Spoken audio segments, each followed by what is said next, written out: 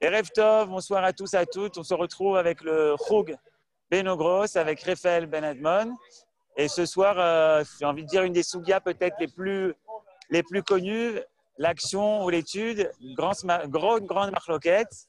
Et je suis sûr qu'avec Raphaël Ben Admon, on va avoir des avarot, des éclaircissements qui vont nous donner des pistes de réflexion. Alors, bonne étude à nous tous. Merci. Bezrat Hashem, Bezrat Hashem. Merci beaucoup, Johan. Merci au Khouv, merci à l'Ilmod. Donc, comme d'habitude, on va travailler sur un thème à partir d'un texte du Talmud. L'idée, ce n'est pas d'étudier le thème en étudiant tous les textes du Talmud pour en faire une synthèse.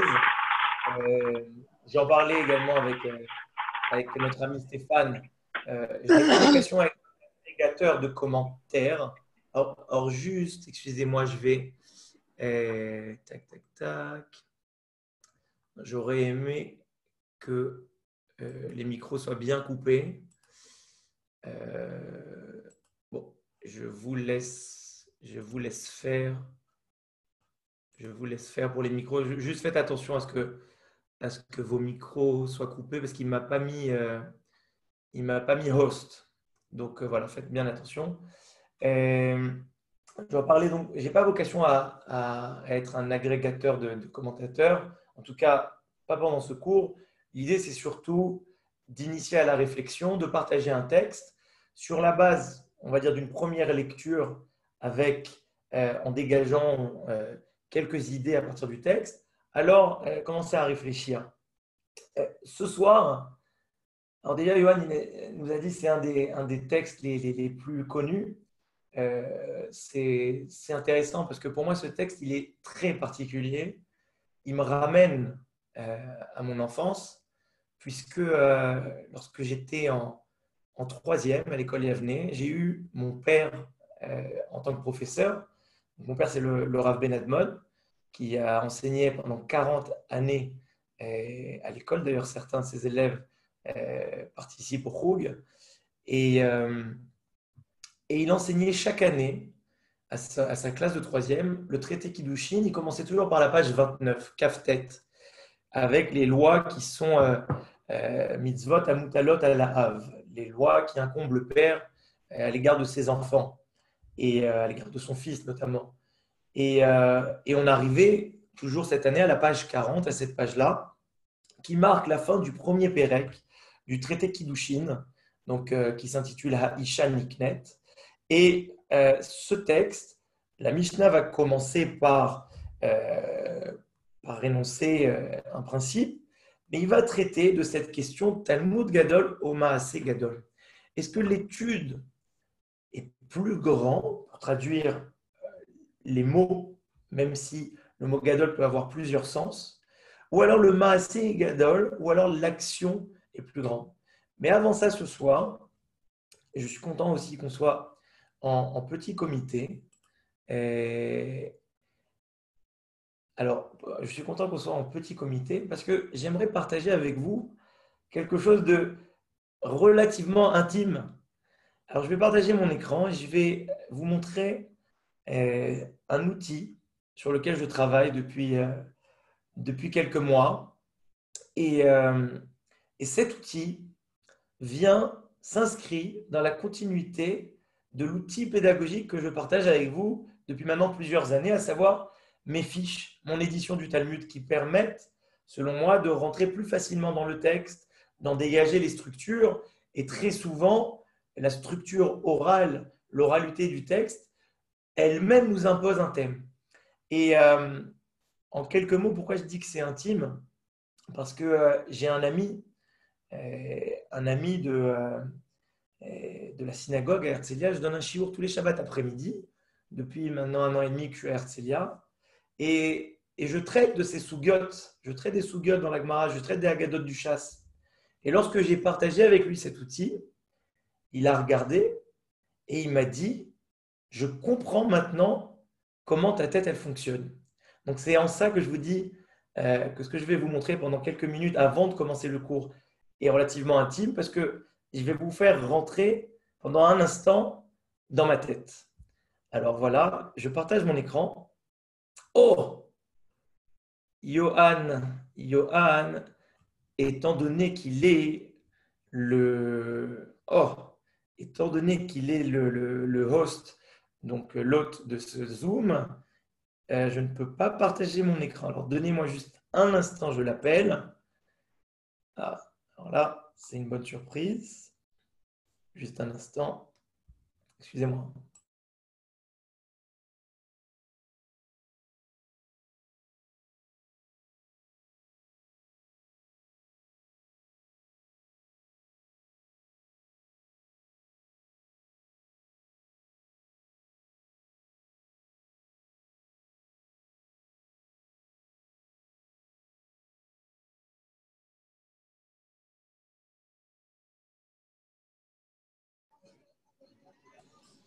Voilà, les aléas du direct. Et il me met tout de suite host. En attendant, on a gagné la présence de Nadine.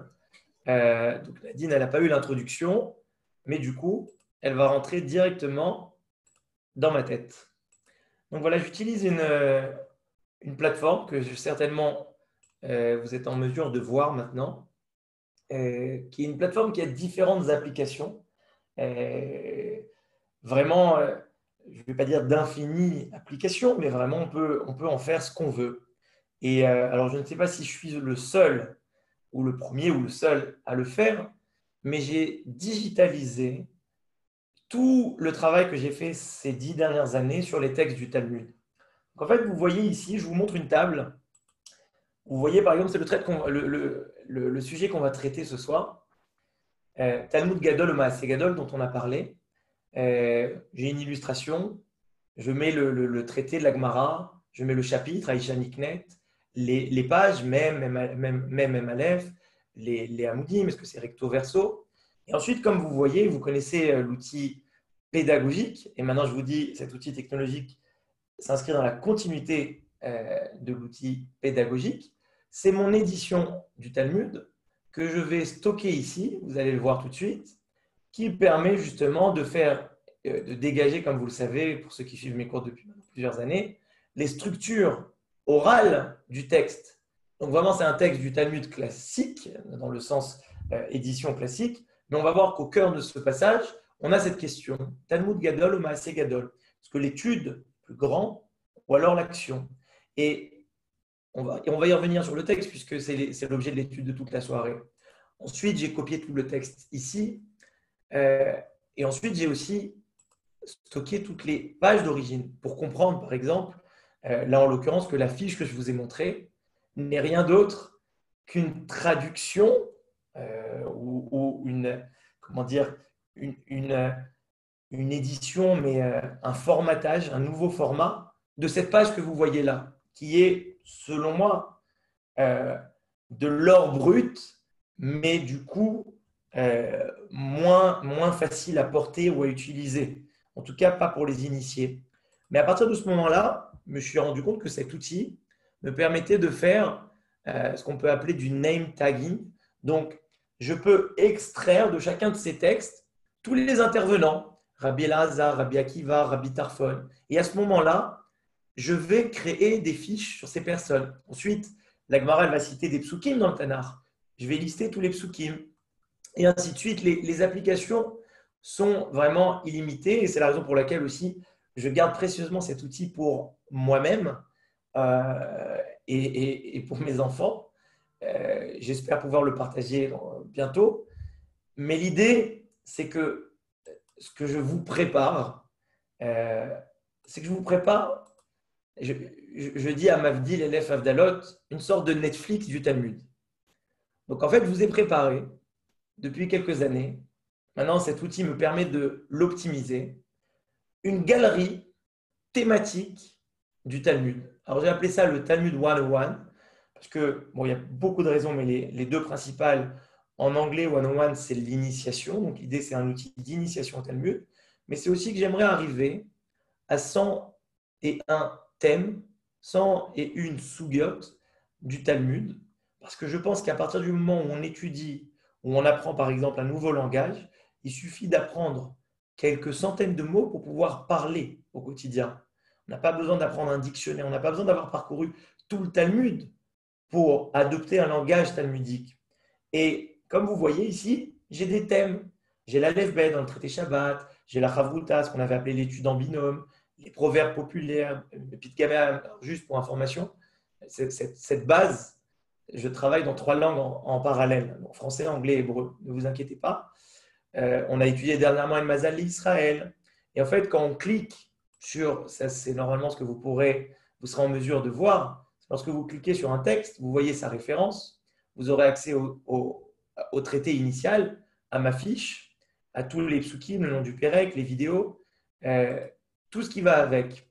Mais là où cet outil est encore, comme je vous dis, vous rentrez dans ma tête, parce que c'est vraiment comme ça que je fonctionne depuis tout le temps, c'est que par exemple, si quelqu'un étudie le Daf Yomi, a priori, il pourrait, à un moment, lorsqu'il va arriver, par exemple, dans le traité Shabbat, alors je n'ai pas encore mis les illustrations, il va arriver dans les traités Shabbat, quand il va arriver au Pérec abonné, et ben, il sait qu'à ce moment-là, il y a une fiche méthodologique qui va traiter de l'alphabet. Il sait que quand il va arriver à Bamei-Isha, il va avoir une fiche méthodologique qui va traiter de la Chavruta et des vertus de l'étude en binôme, des causes de la construction, entre guillemets, de Yerushalayim, mais là-bas on parle du Chorban Yerushalayim, de juger favorablement son ami. Il peut faire un ulpan en araméen parce qu'il y a une référence, si vous cliquez dessus, vous allez avoir un texte qui va être le texte avec le Pérec, la fiche. Comme vous voyez, si j'ouvre la fiche, vous voyez ici la structure que j'ai dégagée par mon outil, encore une fois, pédagogique, ma méthodologie d'édition qui dégage les structures. Ça permet de voir ici, ça se charge un instant. Je profite pour pouvoir monter. Il prend plus de temps que plus pour être là, rien. Ça. Attention. En tout cas, voilà, vous avez compris l'idée, mais il y a encore d'autres applications et des applications dont je rêvais tout le temps. Vous pouvez avoir des fiches techniques par personnage. Par exemple, alors là, voilà.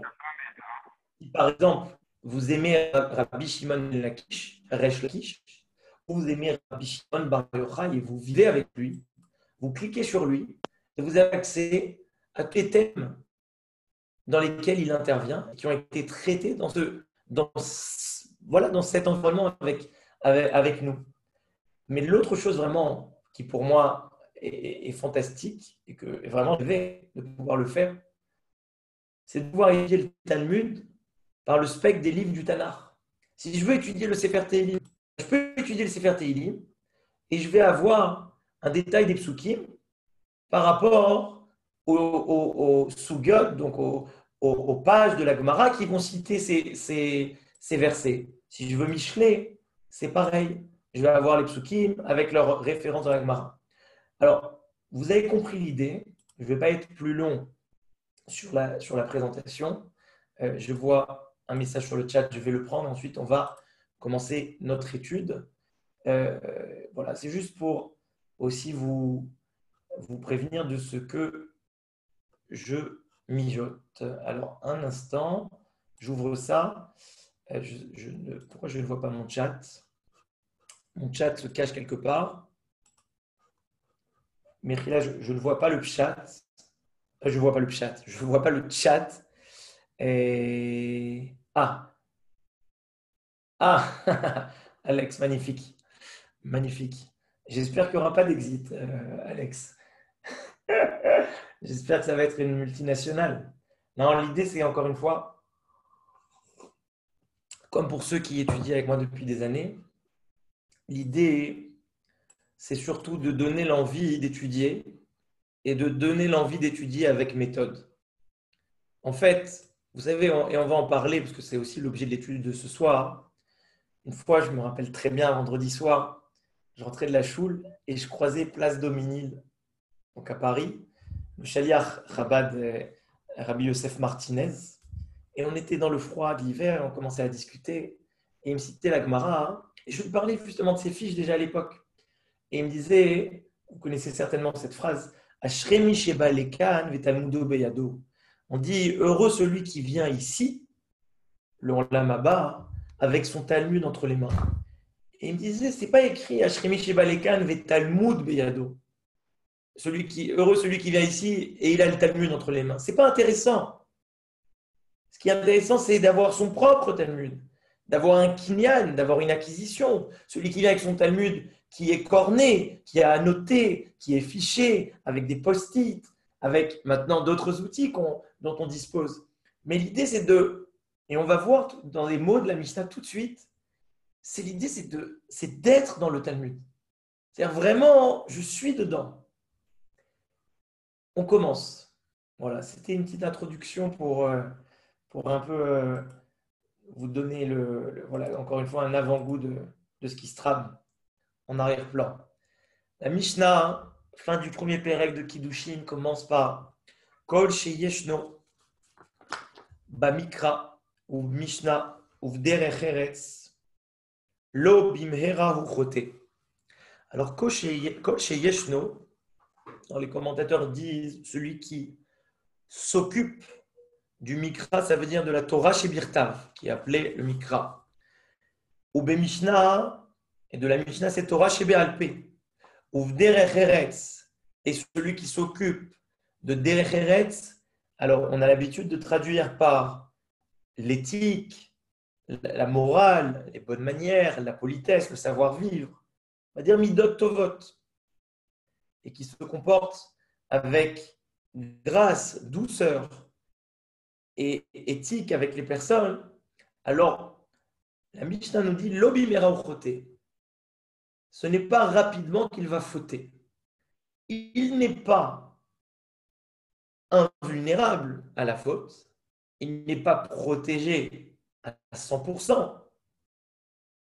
Mais il y a un paramètre, et c'est intéressant de connaître ce paramètre en préparation de Tishri. Il y a un paramètre, c'est le temps. Celui qui va avoir et s'occuper et dans la Torah, chez Birtav, et Torah chez Be'alpé, et bien se comporter avec les personnes, alors ça va créer une force de ralentissement par rapport à la faute. Alors notez bien ça parce qu'on va lier ça dans la Gemara. Et d'où la Mishnah tire la force de dire ça, chez Nehemar, Ve'achut am shulash lo bimhera yenatek. Le fil tressé à 3 brins, c'est la raison, c'est l'intitulé du cours. L'obimera yenatek, ce n'est pas rapidement qu'il va rompre. Alors, pour ceux qui font de la pêche à la ligne, connaissez le fil qu'utilisent les pêcheurs, c'est un fil tressé. Et le fil tressé, il est plus difficile à rompre. Et donc, c'est quoi la tresse dont on parle ici? On parle d'un homme qui lui-même est tressé par Torah chez Birtav, la loi écrite, Torah chez Be'alpé, la loi orale, et Derech Eretz. Alors, il y a plusieurs avis dans Derech Eretz. On va voir, juste, je finis la Mishnah. Intéressant de remarquer que la Mishnah nous dit Lo bimhera uchote, et en fait, c'est magnifique de voir comment la Mishnah, elle adapte son langage, c'est-à-dire elle tire tout de suite son langage de Kohelet, donc de Shlomo Améler, qui lui-même lui dit Lo bimhera yenatek. Shlomo Améler, lui, introduit le paramètre temps. Alors la Mishnah réutilise ce paramètre temps, une sorte d'accélération ou de vitesse dans l'exécution de la faute. La Mishnah termine par le pendant, le corollaire.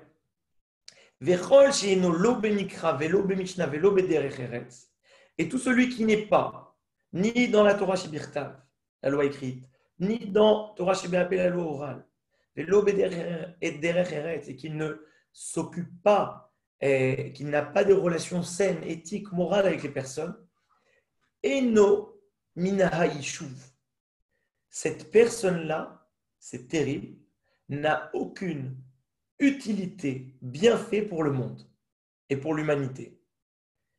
Et les commentateurs de nous dire, et il est apte à résider dans le désert. Voilà, la Mishnah, comment elle commence? Alors, elle commence par Kol sheyeshno, juste comme je vous dis à chaque fois, de semaine en semaine, bien regarder le tableau de bord avec les voyants lumineux. Et c'est pour ça que je vous ai montré tout à l'heure cet outil, parce que les connexions que cet outil permet, en réalité, c'est le reflet des connexions, et ce n'est qu'un reflet à minima des connexions que notre cerveau permet. Quand il est écrit Kol Sheyeshno, alors celui qui a quelques petites références, il peut avoir déjà une référence dans Megillat Esther. Quand Aman dit Yeshno Am Echad Mefuzar Mfurad Mi Ben Ha'amim, Yeshno, ça veut dire il existe. Tout celui qui existe dans la Torah Shebirtav. C'est-à-dire que mon existence, je vais l'inscrire dans la Torah Shebirtav. Je vais l'inscrire dans la Torah Sheba'al Peh. C'est-à-dire, c'est moi-même qui est dedans. On commence la Gemara et on va voir, c'est étonnant.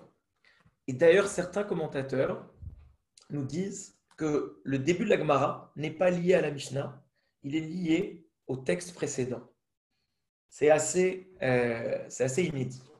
Amar Rabbi Elazar Berabbi Tzadok. Donc, j'imagine que vous pouvez voir mon écran. C'est ce qui est en bleu ici. Amar Rabbi Elazar Berabbi Tzadok.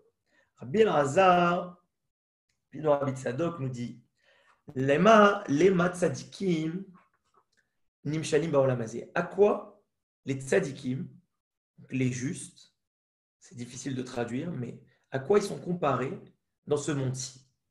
De quoi on parle? On parle des tzadikim qui, comme tout le monde, ont des fautes entre les mains. À quoi ils sont comparés? Ils sont comparés à un arbre, les ilan shekulo omed bimkom tahora, un arbre qui se tient dans son entièreté dans un endroit pur. Venofo et ses branches, son feuillage, mais une partie de son feuillage, une partie moindre de son feuillage, noté limkom tuma. Noté, ça veut dire qu'il penche. Il y a ici encore une idée de traction, d'attirance, va être attiré, va pencher vers un endroit d'impureté. De quoi on parle ici? On parle du peu de fautes et aussi des souffrances et des épreuves qu'un tzaddik peut endurer dans ce monde. Et à quoi c'est comparé? C'est comparé à cet arbre qui se tient dans un endroit pur et qui a une partie de son feuillage dans un endroit impur. Et qu'est-ce qui se passe? Nofo, une fois qu'on aura coupé une partie de son feuillage qui lui se retrouve dans cet endroit impur, alors il va entièrement se tenir dans un endroit pur. Car Akadosh Baruch Hu mevi isurim al tzadikim ba'olam hazeh, ainsi Akadosh Baruch Hu amène des épreuves sur les tzadikim dans ce monde-ci, kedei shirshu ha'olam haba, afin, on va dire, de mettre les compteurs à zéro, d'effacer l'ardoise. Pour les quelques petites fautes qu'ils ont fait, on va payer dans ce monde-ci, et ensuite ils héritent entièrement, complètement le Olam Haba, le monde à venir. Vous connaissez certainement ce passage, même si vous ne le connaissez pas de cette Gemara forcément. D'où on tire ça? Encore une fois, chaque principe, il faut l'asseoir, l'ancrer dans un pasouk. C'est essentiel de pouvoir lui donner un keli, un ustensile qui va recevoir ce principe. La marshava, elle a besoin de ce keli. Ve'aya reshitra mitzar ve'acharitecha isge me'od. Et ce sera ton début, mitzar lachon tsar, une souffrance, et ta fin, isge me'od. Isge, ça veut dire se multipliera. Il va avoir une bonne fin. De quoi on parle? On parle de ce tzaddik qui, dans ce monde-ci, va avoir un peu de tsahar pour le peu de averot qu'il fait, mais il va avoir beaucoup de salaire dans le Olam Haba pour les nombreuses mitzvot qu'il aura accomplies. Et vous voyez dans la structure que je dégage, en fait, d'une fiche à l'autre, ce n'est pas toujours la même chose. Vous avez à droite la partie tzaddik et à gauche la partie rachat. J'ai fait ça pour montrer la symétrie parfaite dans la structure, ce qui n'est clairement pas évident dans le texte d'origine. Et d'ailleurs, si vous voyez bien, en un clin d'œil, pour quelqu'un qui aura étudié le texte, il y a très peu de mots dont vous aurez besoin de vous rappeler pour comprendre, pour connaître par cœur ce passage. Il y a très peu de mots qui diffèrent de la droite à la gauche. Donc en réalité, vous n'avez pas besoin d'apprendre 2 paragraphes par cœur, mais un seul paragraphe par cœur. Continuons. On le Rechaim domi bor lamazé. À quoi les Rechaim ressemblent dans ce monti? Les Ilan shekulo omed bim kom tuma. Un arbre qui se tient dans son entièreté dans un endroit impur et une partie de son feuillage penche vers un endroit pur. Niktsat snofo, on coupe cette partie du feuillage qui tend vers le pur. Kulo omed bim kom tuma. C'est-à-dire que le peu de bonnes actions qu'il aura fait dans ce monde, on va les payer ici. Kadosh Baruch Hu va les lui payer. Mais il va arriver au Gehinam, j'aime pas traduire, car Akadosh Baruch Hu mashpia lahen tova l'archaim b'olamazeh, Akadosh Baruch Hu va leur donner du bien dans ce monde-ci pour les Rechaim. Et ensuite, qu'aider les Tordan ou l'Orishan, la Madriga Tartona. Ça veut dire, il va complètement régler les comptes pour qu'ils aillent direct. Alors, j'aime pas et en même temps, je pense que ça, c'est beaucoup plus profond que simplement une traduction. Mais en tout cas, moi, j'aime pas parler de ce que je ne connais pas et de ce que je ne comprends pas. Donc, avec beaucoup d'humilité, je traduis ce qui est écrit.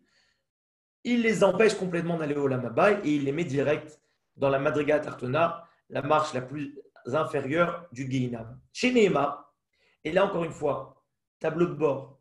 Nous sommes des pilotes de chasse avec des voyants lumineux. On étudie Michelet, Shlomo Ameler. On s'entretient avec la royauté. Si vous avez le roi devant vous, chaque mot qu'il va prononcer en votre présence, c'est un pesant d'or. D'accord? C'est pas seulement ses trésors, c'est chaque mot, chaque lettre. Yesh derer yachar lifne ish. Il y a un chemin droit devant l'homme, ve'acharita darchemavet, et à sa fin, des chemins de mort. Alors, dites-moi ce qui vous interpelle dans ce passouk, au niveau de la syntaxe. Alors, est-ce que vous voyez bien? Je ne sais pas si vous voyez suffisamment bien. Je grossis encore plus le trait. D'ailleurs, j'aurais pu le faire depuis tout à l'heure. Si ici, on parle en haut à gauche, je vous le mets en bleu.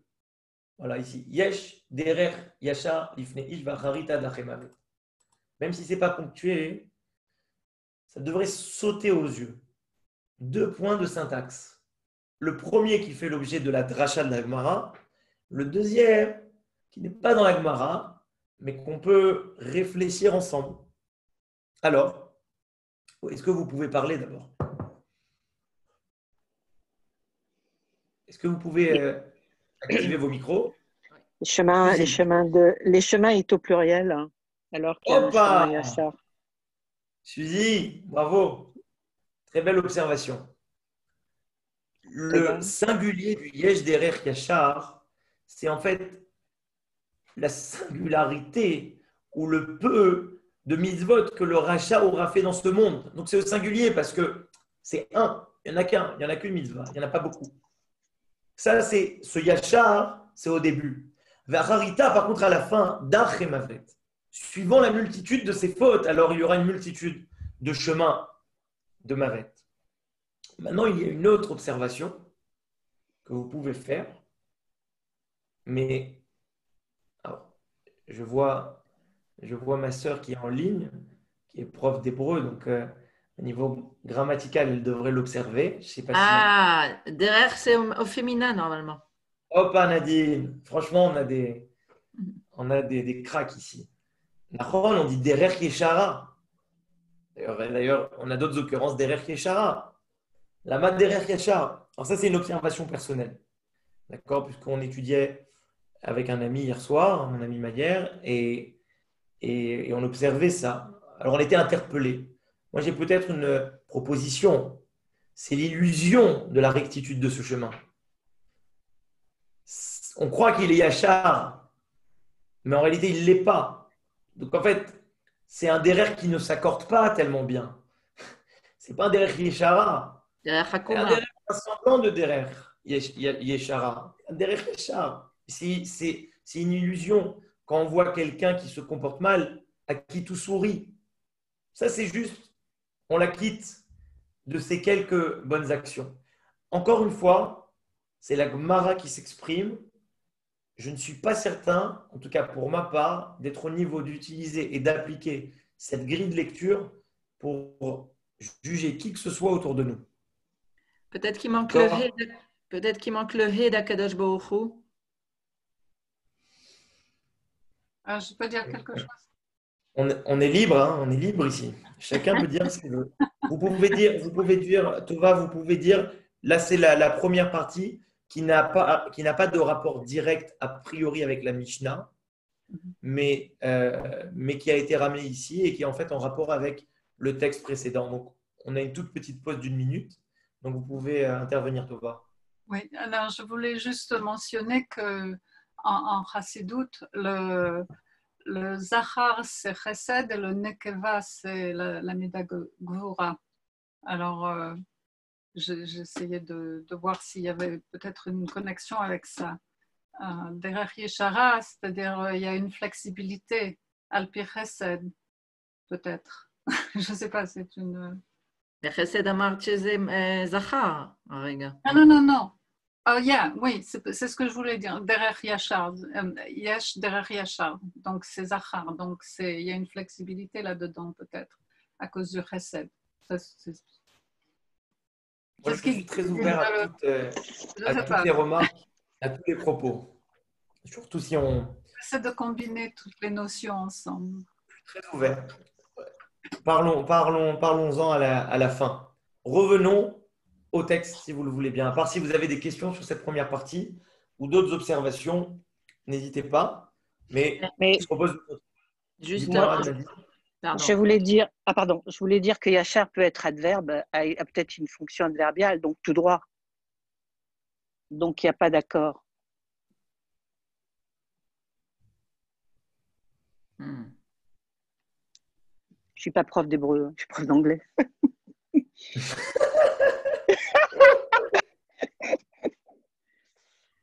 Ok, alors on continue. Le chemin du droit.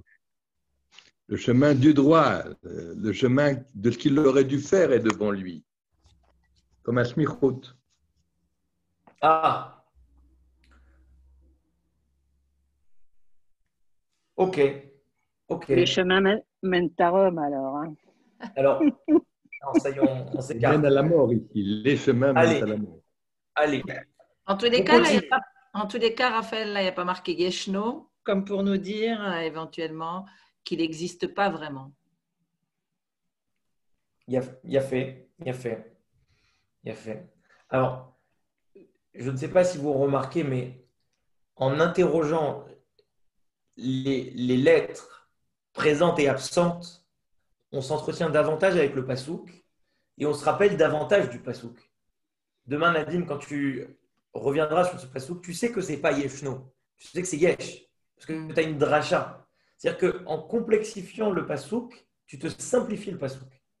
Et tu sais que quand tu vas le citer, ce ne sera pas Yeshara, ce sera Yachar, parce qu'il n'y a pas eu d'accord.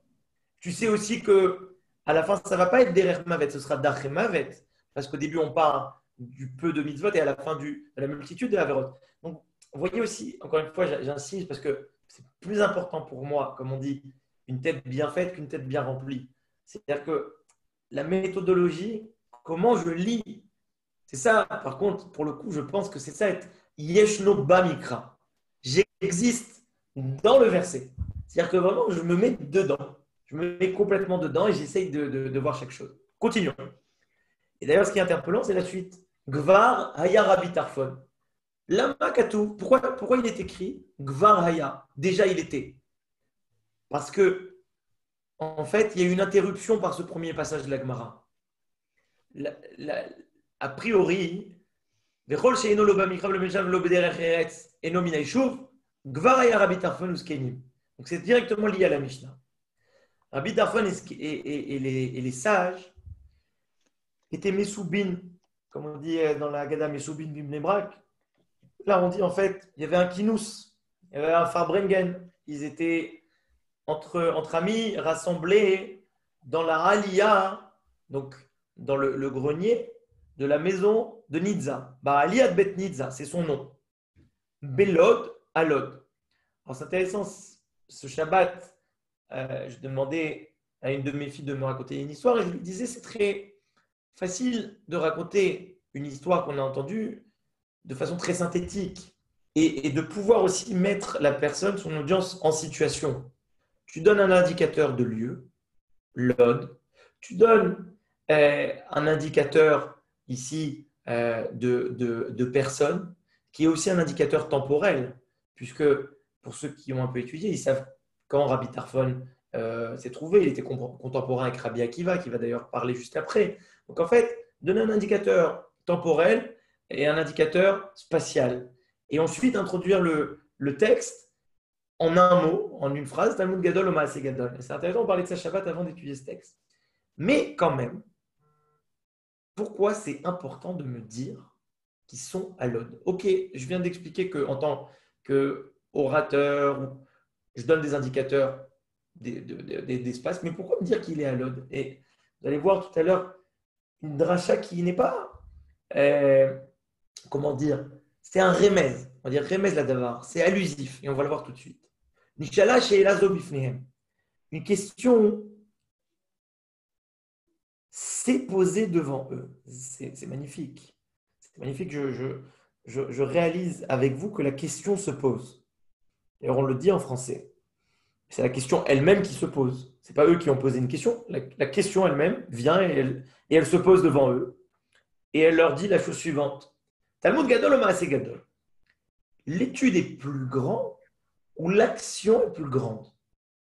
Donc l'étude est plus grande que l'action ou l'action est plus grande que l'étude? Nahana Rabbi Tarfon, Ve'amar. Alors, pareil, c'est pas écrit Amar Rabbi Tarfon, c'est écrit Nahana Rabbi Tarfon, Ve'amar. À quoi il me sert ce Nahana? Ce Nahana, il doit vibrer avec beaucoup de textes de la Torah. Et dans tous les textes où il est écrit Nahana, ça veut dire Herim Kolo.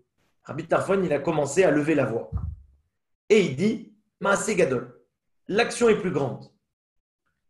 Nahana Rabbi Akiva ve'amar. Rabbi Akiva lève la voix et dit Talmud Gadol. L'étude est plus grande. Nahanu kulam ve'amru. Et alors là, tout le monde lève la voix et déclare Talmud Gadol, grande, plus grande est l'étude. Pourquoi? Chez Talmud Mevi l'idée maaseh. Parce que l'étude emmène, sous-entendu l'homme, l'idée maaseh à l'action. Et là, à l'heure du déjeuner, j'étais en ligne avec mon frère aîné, le Rav Shlomo Ben Admon, et je lui ai dit, elle est interpellante cette expression. Si tu veux me dire, l'étude mène à l'action, écris-moi chez Talmud Mevi les maaseh. Si tu veux me dire que l'étude met entre mes mains l'action, chez Talmud Mevi la yadaim maaseh, mais encore une fois, on devrait être interpellé par la syntaxe et la grammaire. L'idée maaseh, c'est la yadaim shel maaseh.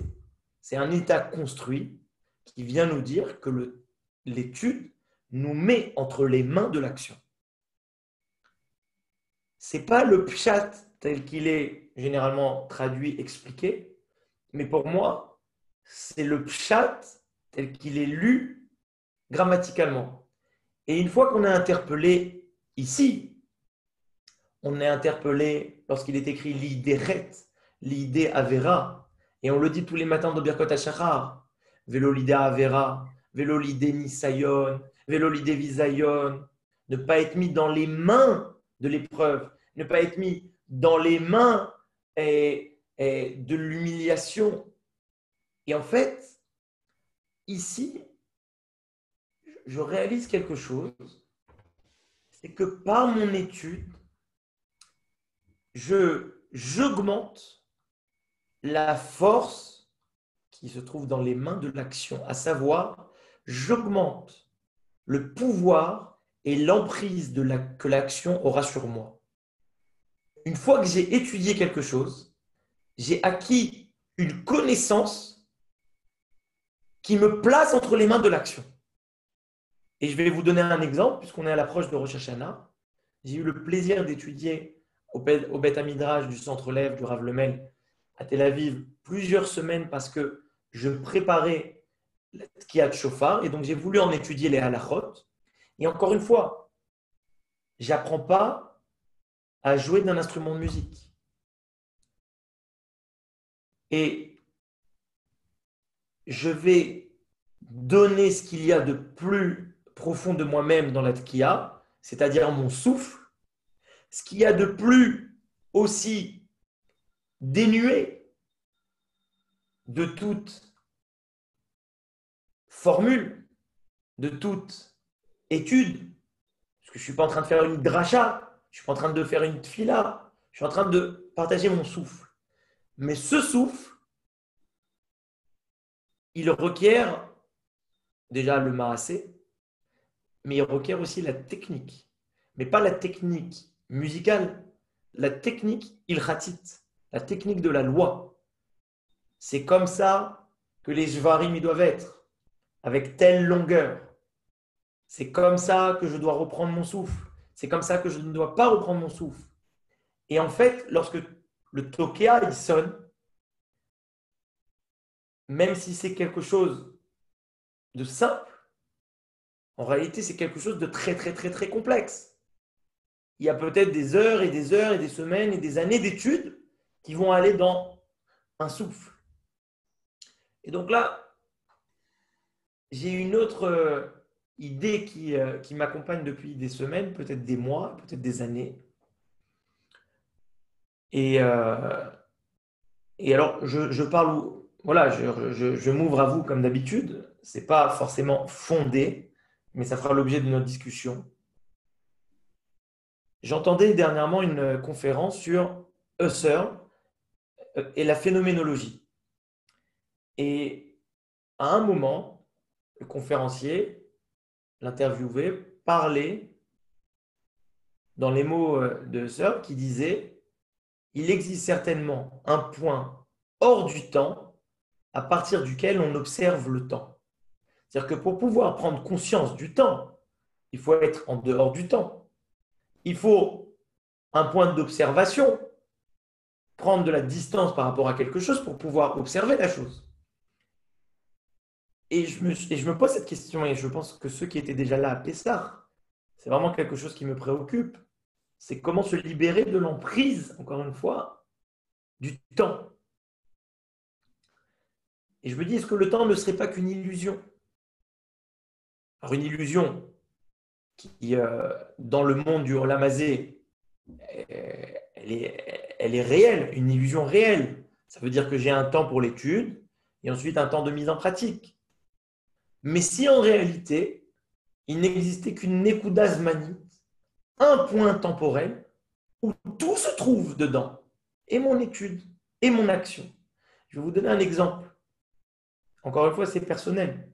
Lorsque, dans la formule de l'Echadodi, Rabbi Shlomo Kabetz nous dit « Zachor veshamor bedibur echad », est-ce qu'on pourrait dire Zachor, donc la mention, dans le sens de se souvenir, cette marshava du Shabbat, et le Shamor, donc vous savez qu'on fait référence à Zachor et Yom HaShabbat le Kadesho, ou Shamor et Yom HaShabbat, dans Parashat Yitro et Parashat Vayetranan, donc les deux fois où Akadosh Baruch Hu nous commande dans les Aseret, Adibrot, les 10 commandements d'observer le Shabbat, il emploie deux verbes différents. Et Rabbi Shlomo Kabetz nous dit Zachor veshamor bedibur echad, ça a été prononcé par une seule parole.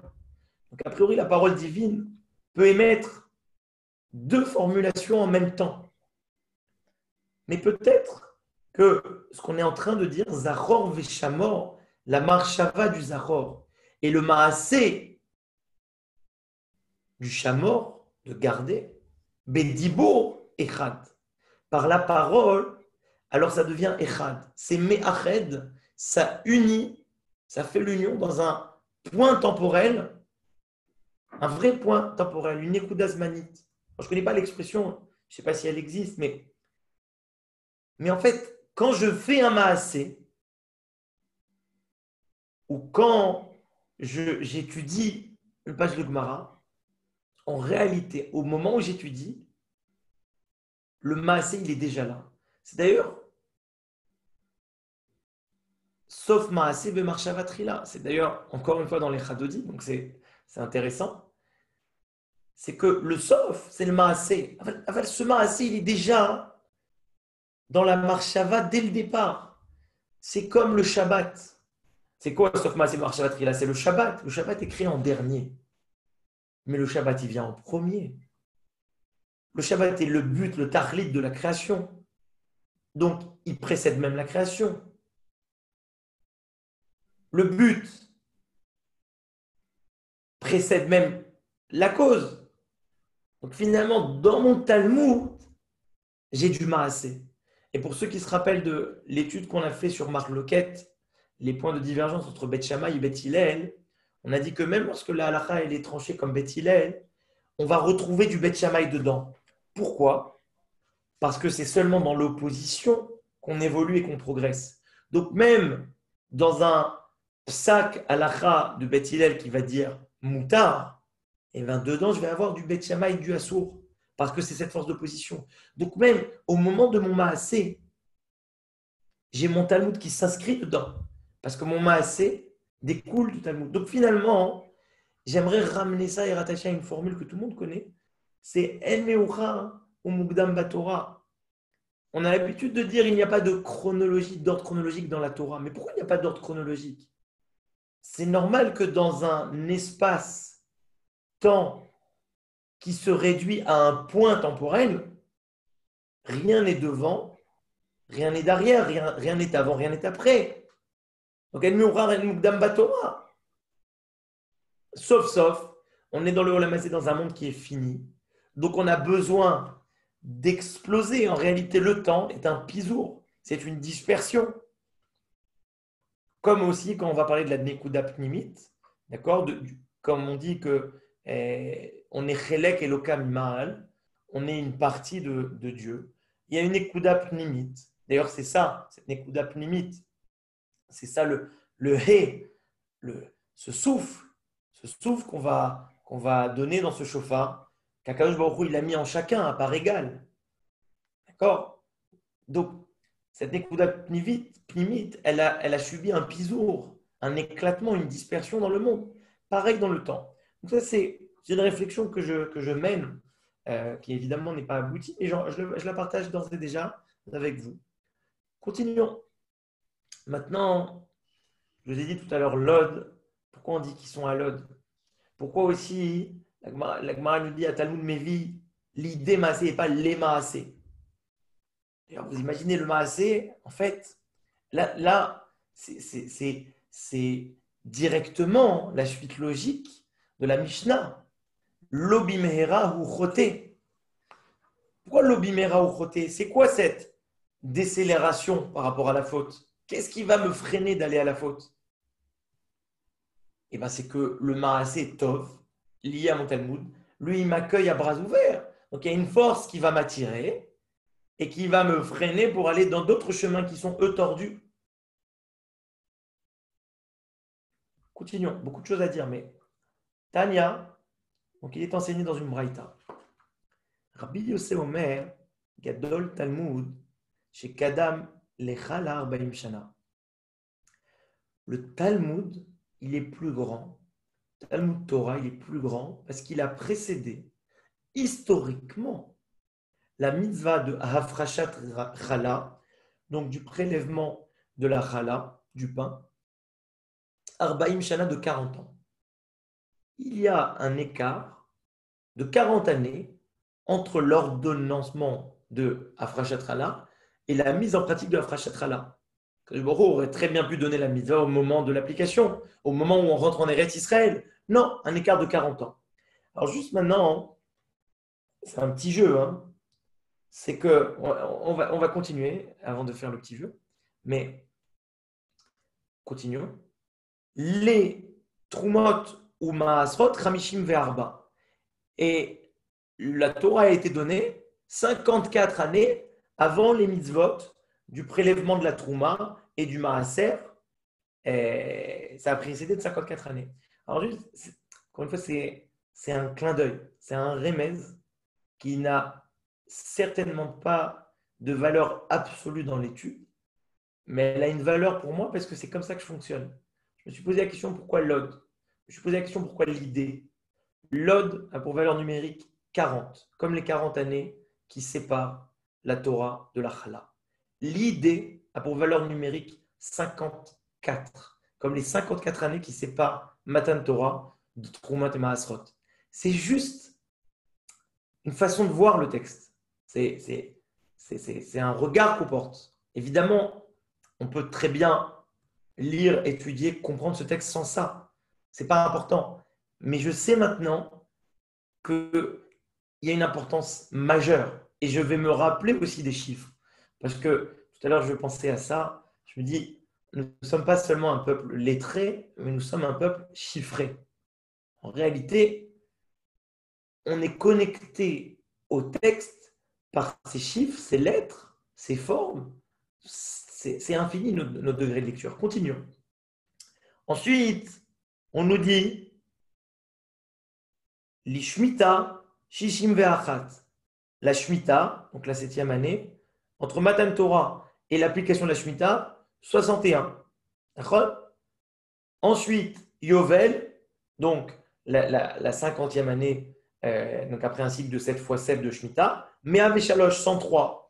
Je vous laisse faire les calculs, c'est détaillé dans les commentateurs, mais j'aimerais passer à la suite en même temps, consacrer du temps comme chaque semaine pour le dialogue, Bezrat Hashem. Mais là, vous savez, on appelle les premiers rabbanim, commentateurs, les sofrim, ceux qui comptent. D'ailleurs, vous connaissez cette formule que mon père nous donnait en classe et à la synagogue et à la maison, surtout pendant la période du Homer. Quand on aime, on compte. Nos rabbanim, nos maîtres, à travers le temps, ils étaient sofrim, parce qu'ils comptaient chaque lettre de la Torah. Et il y a des secrets extraordinaires. Moi, je ne rentre pas dans les codes de la Torah et autres. Je suis pas là-bas. Mais il y a un passou qui dit « Imteva keshena kakasef vechamat monim techapesena » Imteva keshena kakasef vechamat monim techapesena. Et en fait, pendant la guerre, malheureusement, je ne me souviens pas de son nom, mais un des précurseurs des codes de la Torah, pendant la guerre, n'avait pas accès aux livres. Et il a appliqué Vechamat Monim Techapesena. Et au lieu de lire, donc je le traduis, Imtevakshena Kakasef, la Torah, il faut la demander.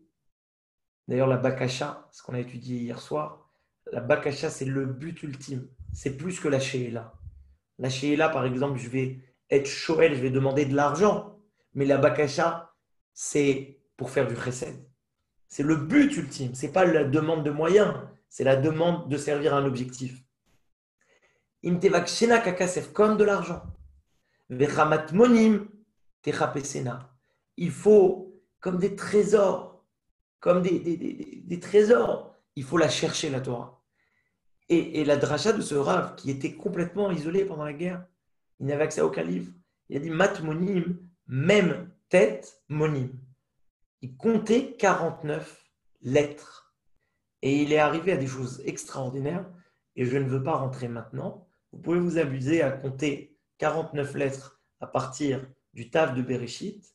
Et vous allez, si ma mémoire est bonne, retrouver Tav, Vav, Resh, He de Torah. Même tête monim, celui qui compte 49. D'ailleurs, c'est marrant, on parle du Yovel, qui est 7 x 7, 49, la 50e. Celui qui compte 49, alors il arrive à Torah. C'est mignon. Faites-le pour tous les Chamisharum chez Torah. Et là, vous verrez que c'est extraordinaire. Et là, ils sont matmonim, ils comptent chaque lettre. Et il y en a un qui dit, mais avec Shalosh, 103 ans. L'autre, il dit non, mais avec Arba, Avayan, 104. 104, by the way, c'est 4 x 26. 4 fois le chiffre, Yud Kevavke, 4 fois le tétragramme. Kassava. C'est quoi la discussion? Rabbi Yossé, lui, il pense quoi? Yovel mitrilato ou meshamet. Le Yovel, donc la 50e année, le début de la 50e année, il est meshamet.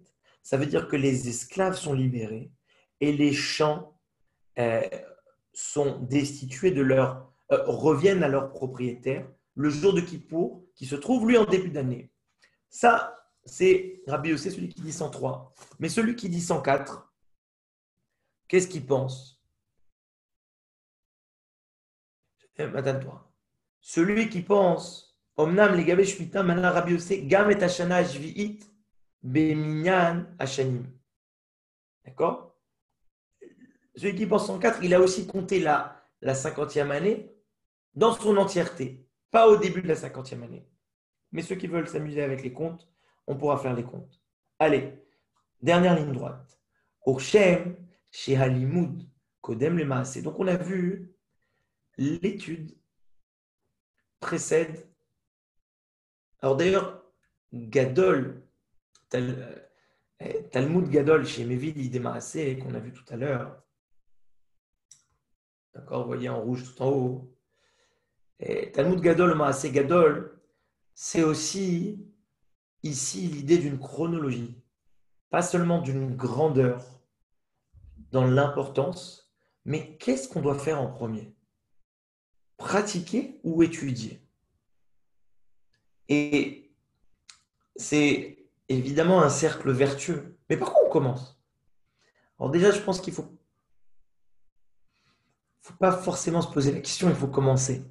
Mais on a l'habitude, en tout cas, nous qui sommes des adultes, on va dire, comme tout à l'heure, lettrés, qui avons un peu étudié, on a l'habitude de penser communément que d'abord, on étudie et ensuite on pratique ce qu'on a étudié.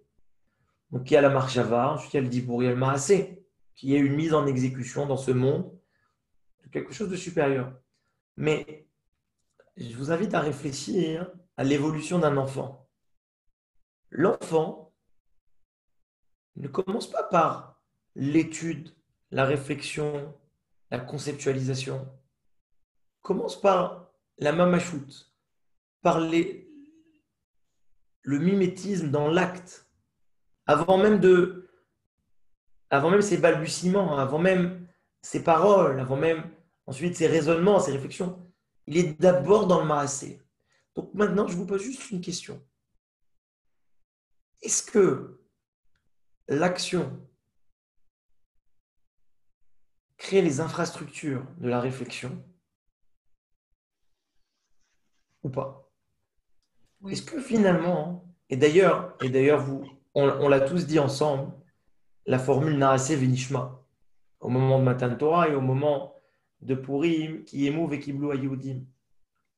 N'est-ce pas que nos actions sont les kélim, donc les ustensiles, les infrastructures de toutes nos réflexions? Mes réflexions seraient vaines sans mes actions. Et d'ailleurs, on pourrait très bien dire, le Talmud de l'étude est plus grand, mais pas plus important, il est plus grand parce qu'il arrive plus tôt, mais il est mévili démassé, ça veut dire que le but ultime, c'est l'action, c'est la finalité. Comme on a dit, sauf Maasé, le Marshavatrila. Mais le Maasé lui-même, il est déjà antérieur à l'étude. D'accord? Kol alomed, almenat larasot. D'accord? Il y a cette idée qu'au moment déjà même de mon étude, j'ai cette action, donc très bien dire que l'action est plus grande. Mais encore une fois, il y a beaucoup de nuances, beaucoup de principes à connaître. Par exemple, quelqu'un qui étudie et une mitzvah se présente à lui. Est-ce qu'il doit s'arrêter d'étudier pour faire la mitzvah? Si la mitzvah peut être exécutée par quelqu'un d'autre, alors il continue son étude et il la fait faire par quelqu'un d'autre. Si c'est une mitzvah qui incombe à lui, alors c'est lui qui va la faire. Mais en fait, vous voyez, on dit,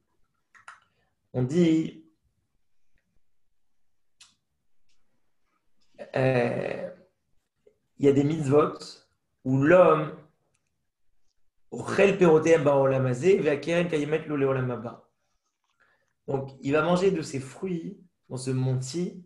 Alors juste faites très attention, le champ lexical des arbres, des fruits, il est très, très, très présent entre l'étude et l'action. Donc, on va y revenir dans notre analyse. Mais celui qui... Donc, il y a des mitzvot, on mange les fruits ici. D'accord? Donc, on a une distribution de dividendes. Mais le capital, il est pour l'Olam Haba. Ve'eluhen. Et de quoi il s'agit? Qui boud avaem, donc le respect des parents, va'achnasat orchim, et donc d'accueillir des invités, ou milut rasadim, et les actes de charité, va'avad shalom ben adam lachavero, et réconcilier les amis, d'accord? Et il est écrit Talmud Torah Keneget Kulam. Et l'étude de la Torah, on a l'habitude de dire, elle est équivalente, elle pèse autant sur la balance que tout le reste. Si on met sur une balance, d'un côté, toutes ces mitzvot, Kibud Avaim, Achas Tzochim, Milut Rasadim, tout ça, la Torah, elle est pareille. Il y a quelque chose que j'ai entendu, je ne sais pas d'où cette semaine, je me casse la tête, mais Talmud Torah Keneget Kulam, c'est que quand je fais Kibud Avaim, je dois mettre le Talmud Torah Keneget Kibud Avaim. J'ai mon maasé, mais comment je vais respecter mon père et ma mère? Je ne vais pas l'interrompre quand il parle, je ne vais pas m'asseoir à sa place. Il y a mon Talmud Torah Keneget mon maasé en permanence. Comment je vais faire Gmilut Rasadim? Talmud Torah, il y a des halachot. Comment je fais ci, comment je fais ça? Keneget Kulam. Le Talmud Torah a cette particularité qu'on peut l'inscrire dans chacun de nos actes. Il y a une autre particularité, et on le voit tous les matins aussi dans la tefila, lorsqu'on dit Unchalema farim sefatem. Malheureusement, on n'a plus le Beth Amikdash. On n'a plus la possibilité de faire les korbanot, d'apporter les sacrifices. Mais malgré tout, lorsqu'on va raconter, étudier les halachot, même le cérémonial lié au temps, Unchalema farim sefatenu. Nos lèvres complètent les parim, ou parot, mais les bœufs qu'on amenait en sacrifice au Beth Amikdash. C'est-à-dire que mon Talmud Torah, il est Keneget Kulam. Parce qu'au moment où j'étudie Kibud Avaim, je fais Kibud Avaim. Au moment où j'ai étudié Avat Shalom Ben Adam Lachavero, je suis en train de faire Avat Shalom Ben Adam Lachavero. D'ailleurs, on a dit tout à l'heure, Eno Mina Yishuv, celui qui colle, celui qui chez Eno, Bamikra, celui qui n'est pas dans Torah chez Birtav, Torah chez Be'alpé, Derech Eretz. Derech Eretz, on n'a pas dit des explications, c'est la Melacha, c'est le travail. Celui qui équilibre son temps entre, d'une part, l'étude et d'autre part, le travail, celui-là, l'obimera au côté. Celui-là, il ne va pas fauter rapidement. Juste, encore une fois, je reviens sur des notes de Mishnah dans ma tête, mais le Chut HaMeshulash, ce fil tressé à 3 brins, me fait toujours penser à une des premières pages que j'ai étudiées dans mon enfance avec mon père. C'est le traité Kiddushin à la page 30. On a l'habitude de dire tous les jours, de prononcer et de réciter tous les jours dans le schéma, 3 fois par jour. Veshinantam levanecha, vedibarta bam. Veshinantam levanecha, veshinantam lashon Mishnah. Tu enseigneras à tes enfants, à tes fils. Veshinantam levanecha, la Gemara elle fait une dracha. Al tikre veshinantam, ela veshilashtam. Ne lis pas, tu enseigneras, mais tu répartiras en 3. Lashon shalosh. Et de quoi on parle là-bas? On parle d'un tiers de ton temps dans Torah chez Birtav, d'un tiers de ton temps dans le Torah chez Be'alpé. Il faudrait que je vois où est-ce que c'est quoi le dernier tiers. Je peux vous retrouver la référence. Torah chez Birtav, Torah chez Be'alpé. Je vais vous retrouver le tiers. Mais en tout cas, il y a cette notion de diviser en 3. Parce qu'en divisant en 3, je renforce le lien. Et il y a une autre chose, et c'est très intéressant, le lien qu'on pourrait faire également, que ça se trouve dans ce que j'ai dit, cette souga de des mitzvot qui incombent au père à l'égard de son fils. Et c'est ça, Veshinantam Levanecha. Le Chut HaMeshulash, ce fil tressé à 3 brins, moi je le vois aussi dans le temps, sur les 3 générations. Ce que j'ai reçu de mon père et ce que je donne à mon fils. Chut HaMeshulash Lobimera Yenatek. Lorsque j'étais par exemple à Luxembourg pendant 5 ans, et ceux qui connaissent un peu l'histoire du Luxembourg et l'histoire de la communauté juive à Luxembourg comprendront très bien ce dont je parle. Quand je voyais 3 générations venir main dans la main à la synagogue, c'était pour moi une des plus belles satisfactions que je pouvais avoir. Et même ici, à ma ville Elef Avdalot, entre Eretz HaKodesh et la Galoute, mais même ici, quand on arrive à Tel Aviv, allez voir une synagogue avec 3 générations assises les uns à côté des autres. C'est quelque chose de très très très rare. Ce fil tressé à 3 brins, lorsque ce que j'ai reçu de mon père, j'ai réussi à le donner à mon fils, et qu'il n'y a pas eu de rupture entre les chaînons de la transmission, ça, l'obimera yenatek. Celui-là, l'obimera uchroté. D'ailleurs, c'est une formule. Tout à l'heure, j'en parlais avec mon copain Binyamin. Il me disait, j'adore cette formule, l'obimera uchroté. Cette formule, on la retrouve ailleurs, il me semble dans le traité Nedarim. Et c'est une formule que j'avais entendue pour la première fois du Rav Eman, qui m'avait beaucoup marqué, qui disait, tout celui qui est Baïchan, d'accord, c'est son cours, il avait intitulé Les 3 signes du peuple juif. Et j'avais ça en CD, je me rappelle, et je l'écoutais plusieurs fois. Ces 3 signes du peuple juif, c'est Baïchanim, Rahmanim, Gomle Chassadim. Être humble, avoir la miséricorde et faire de la charité.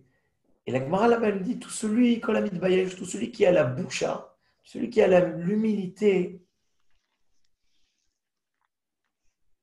tout celui qui a l'humilité, alors celui-là, l'obimera uchroté. C'est pas rapidement qui va fauter. L'humilité est un frein à la faute. Et vous savez ce que dit la suite de la Gemara?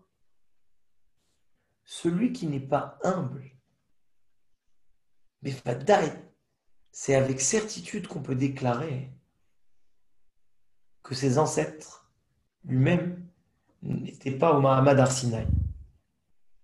C'est-à-dire que l'humilité est un trait caractéristique du Ham Israël. Alors juste, c'est intéressant parce que, enfin intéressant, une remarque aussi visuelle, mais dans ma tête, c'est que Boucha est un anagramme de Shuva. Shuva d'Hashem Elokecha. C'est-à-dire qu'on a un frein par rapport à la faute, mais c'est aussi un appel à la Shuva, au retour vers Akadosh Baruch Hu. Il y a beaucoup de choses à dire, finissons avec notre texte afin de discuter. Et là, on nous dit, donc on a vu une chronologie historique entre le Matan Torah et ensuite l'application des mitzvot. Maintenant, on va dire, de la même façon que l'étude précède l'action, pour Shem chez Alimut, Kodem le Maaseh, vous voyez ici, c'est en vert, en haut à droite.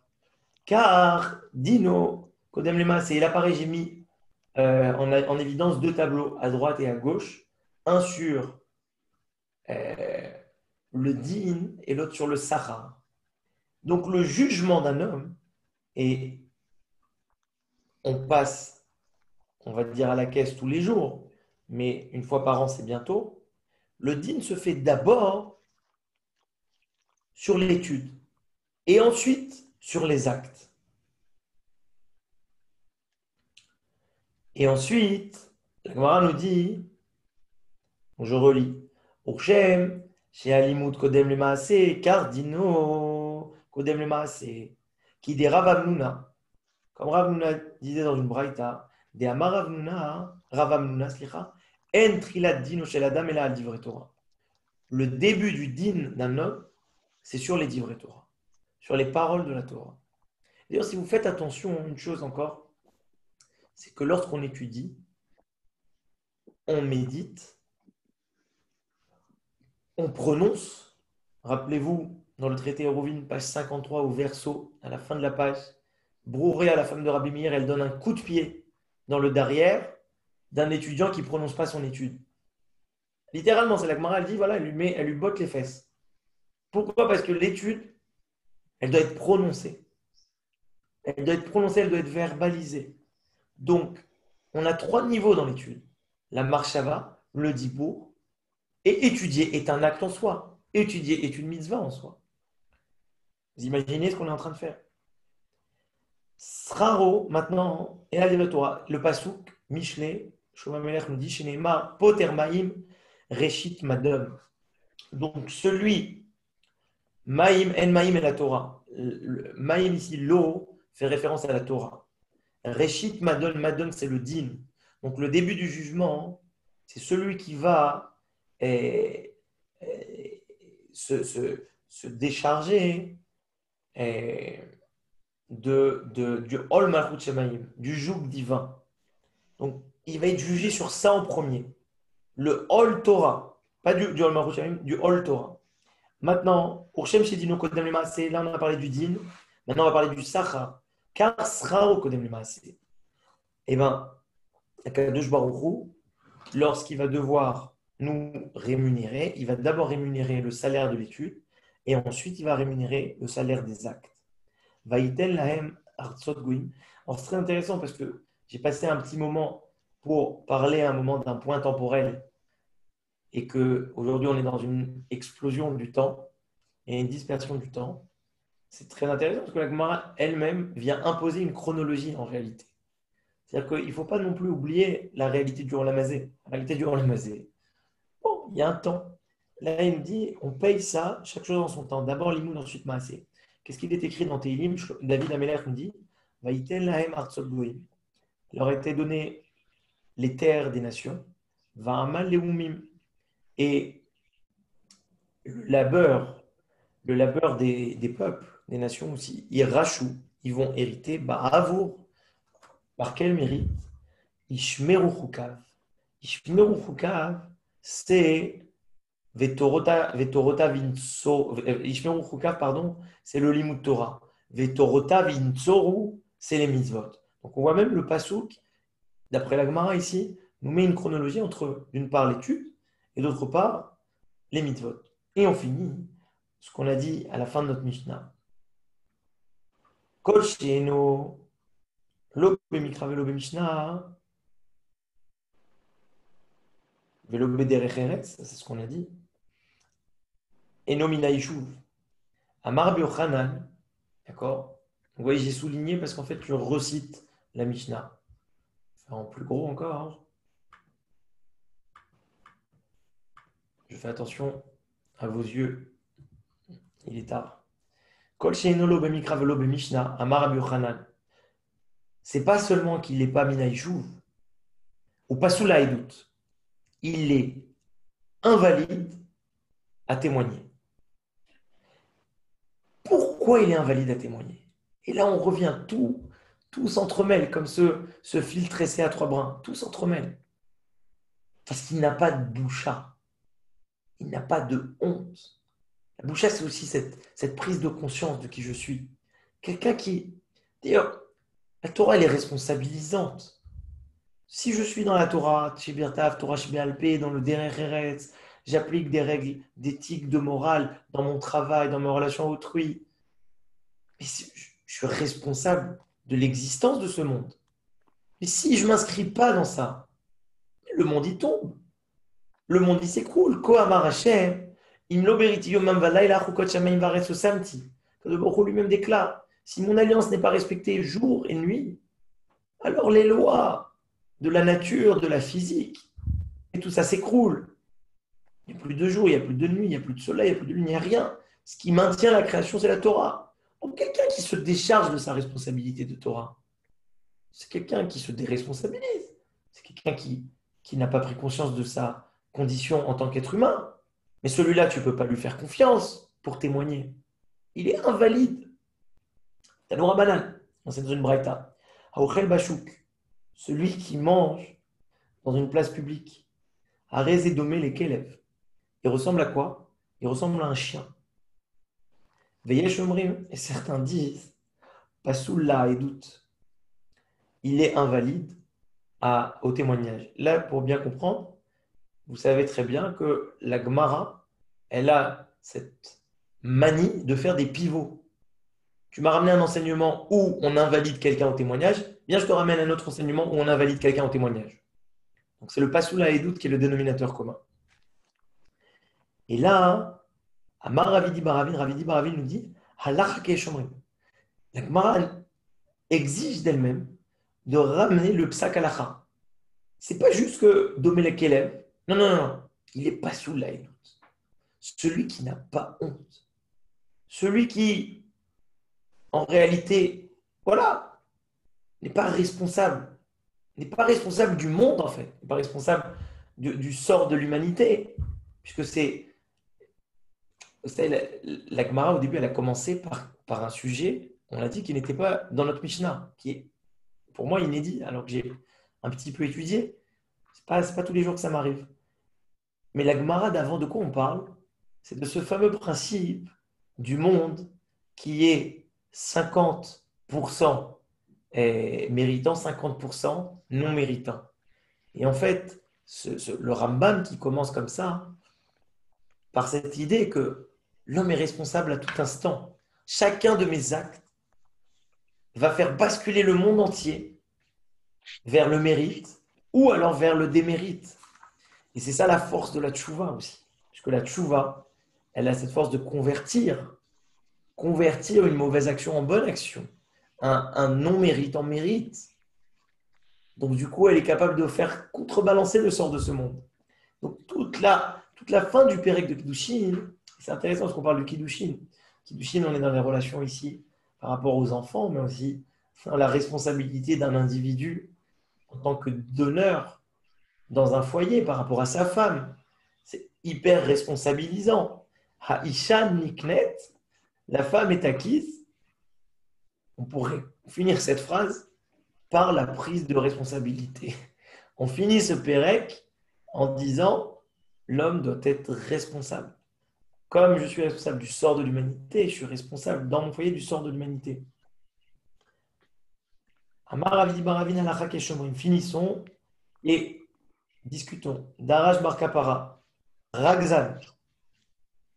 Bar Kapara, il nous dit, je branche la batterie de l'ordinateur, celui qui est coléreux. Et pour ceux qui se rappellent de la séance dernière, celui qui est né le lundi, il a tendance à être coléreux ou colérique. Et moi, je suis né un lundi, mais bon.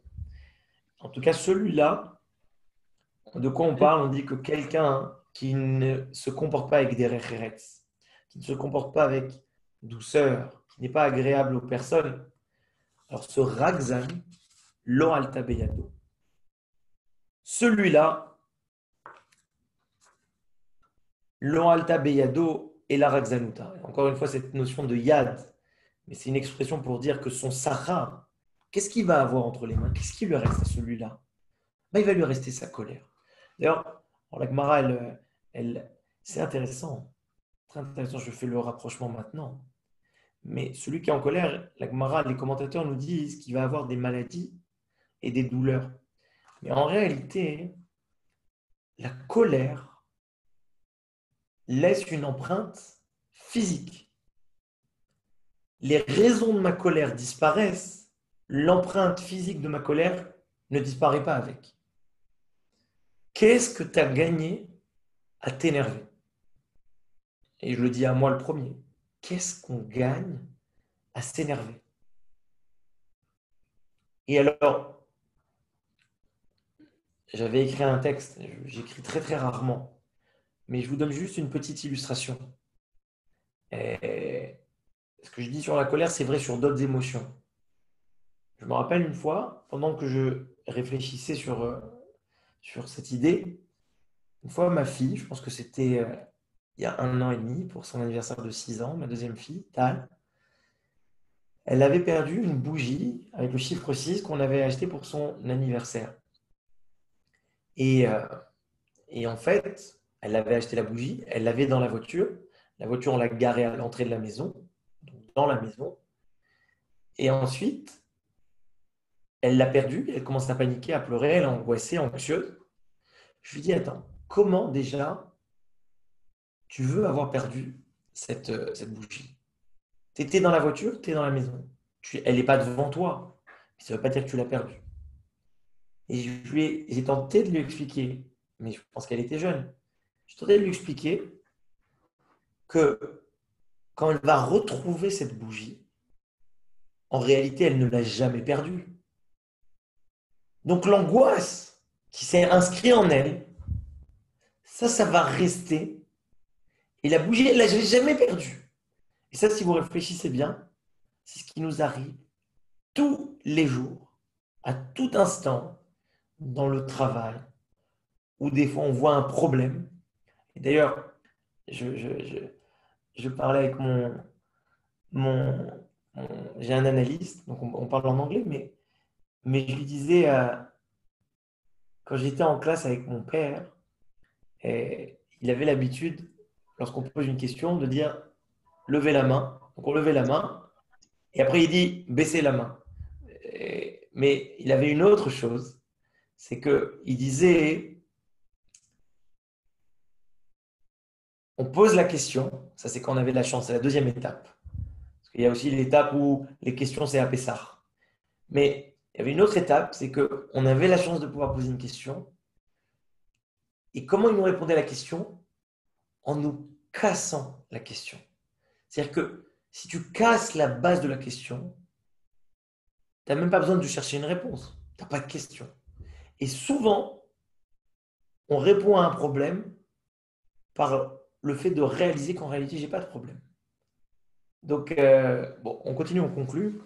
Alors, je vois des gens qui font des alertes de toute forme pour pouvoir, parce qu'il y a un chat, mais on va parler dans 2 secondes, on va relire le chat.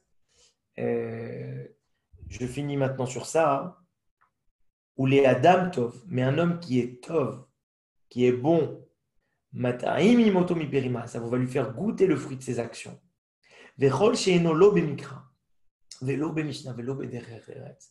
Tout celui qui n'est pas et dans l'étude de la Torah chez Birta, et dans l'étude de la Torah chez Beralpé, et dans le travail, ou alors dans l'éthique et la morale, dor hana'am imeno.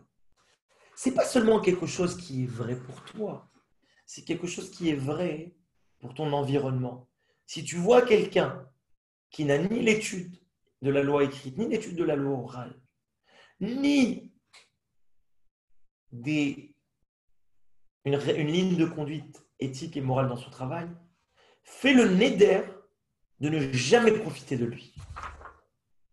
C'est chaud ça, c'est-à-dire que c'est pas évident. Chez Nehemar, ou Moshav letzim lo yashav.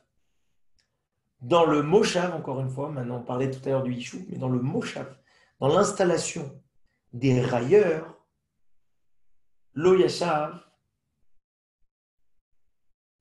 il ne faut pas s'installer. Et d'ailleurs, c'est très très très intéressant, je conclurai partiellement là-dessus, puisqu'on ne conclut jamais. Et la Gemara finit juste Moshav le Moshav letzim, c'est que le premier Tehillim, il commence comme ça. Ashraï shelo alar bidrachav, uv moshav letzim lo yashav. Et ensuite, et c'est d'ailleurs une des premières Gemarotes que j'ai fait avec mon père dans Kiddushin, ki im betorat Hashem chevtso, uv torato yehege yomam v'layla. Son désir, le désir de l'homme, ne doit être que dans la Torah d'Hachem. Mais une fois que j'ai étudié la Torah, comme le nom aussi de ce chapitre, Aïcha Niknet, la femme est acquise, la Torah est acquise. Comment la Torah est acquise?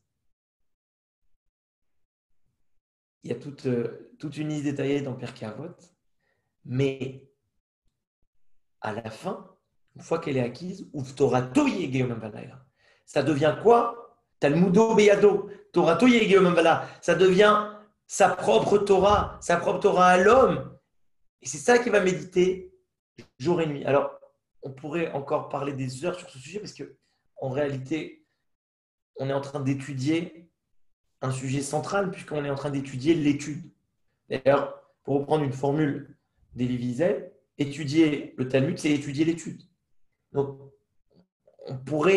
c'est pourrait être l'objet de toutes nos études. Mais, voilà, on a parcouru un texte ensemble. J'espère que c'était enrichissant, que c'était intéressant. Maintenant, je serais très heureux d'écouter vos questions, vos remarques. Je pense que vous pouvez débloquer activer vos micros.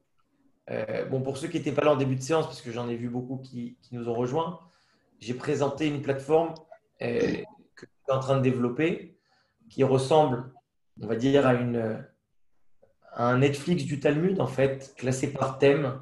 Ce sont tous les thèmes que j'étudie et que j'expose, où vous pourrez, Bezrat Hashem, le moment venu, le moment où il décidera, avoir accès, cliquer par exemple pour étudier l'Aleph Bet dans le Talmud, voir la référence, avoir accès au texte d'origine, avoir accès à l'affiche, avoir accès à tous les psukim qui sont cités, avoir accès à tous les personnages.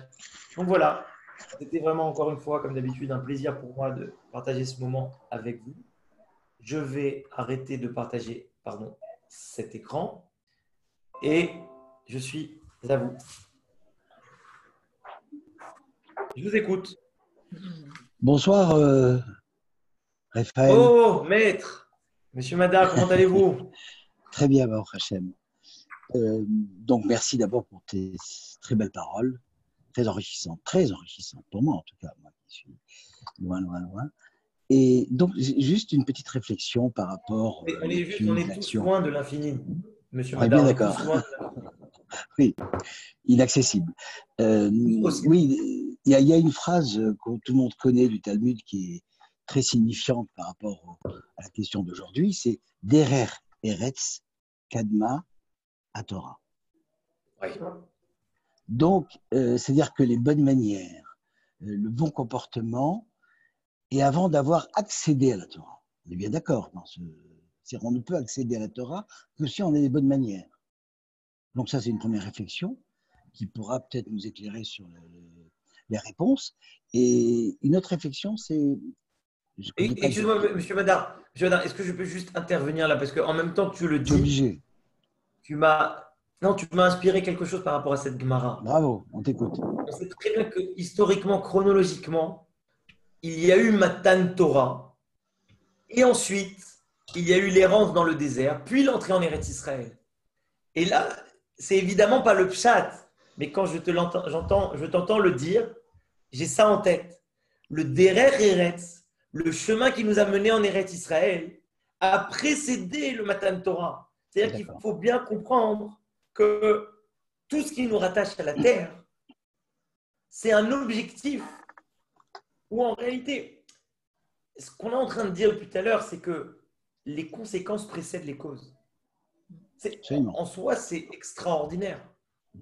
Et d'ailleurs, c'est très signifiant que dans Yitro, les premières paroles, c'est pas Naasé Venishma, c'est 2 fois Naasé, sans Venishma. C'est dans la paracha d'après où on a Naasé Venishma.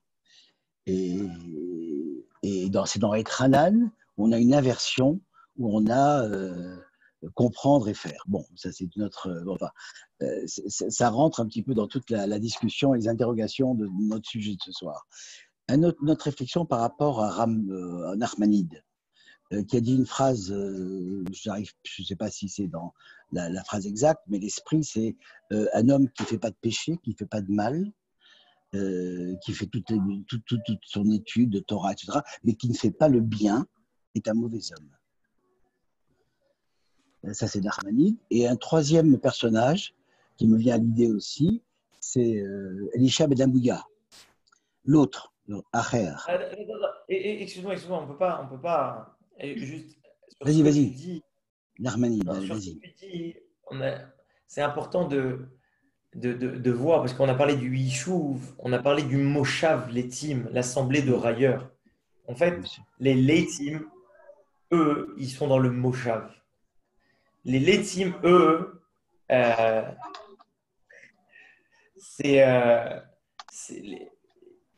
les Letim, en fait, ils sont statiques.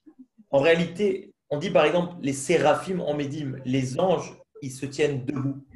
Mais nous, le Ham Israël, on est Mehalchim. Nous, on est dans une dynamique, on est en mouvement. En fait, notre Torah, elle déteste la staticité. Et c'est terrible parce que dans le Yishuv, il y a aussi l'idée de Yeshiva. Et ça, on l'a vu dans les 9 derniers mois. Hein. Rabbi Shimon Bar Yochai, qui lui était Kulo Torah.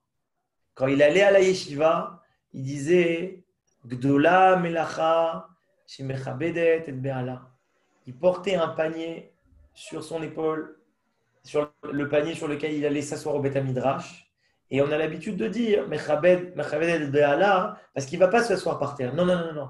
Gdola Melacha. Oui. Qu'est-ce qui est Mechabed? La personne, c'est son travail. Parce que le seul moyen d'acquérir le Olam Haba, c'est pas par l'étude, c'est par la mise en pratique dans mes mitzvot, dans mon travail.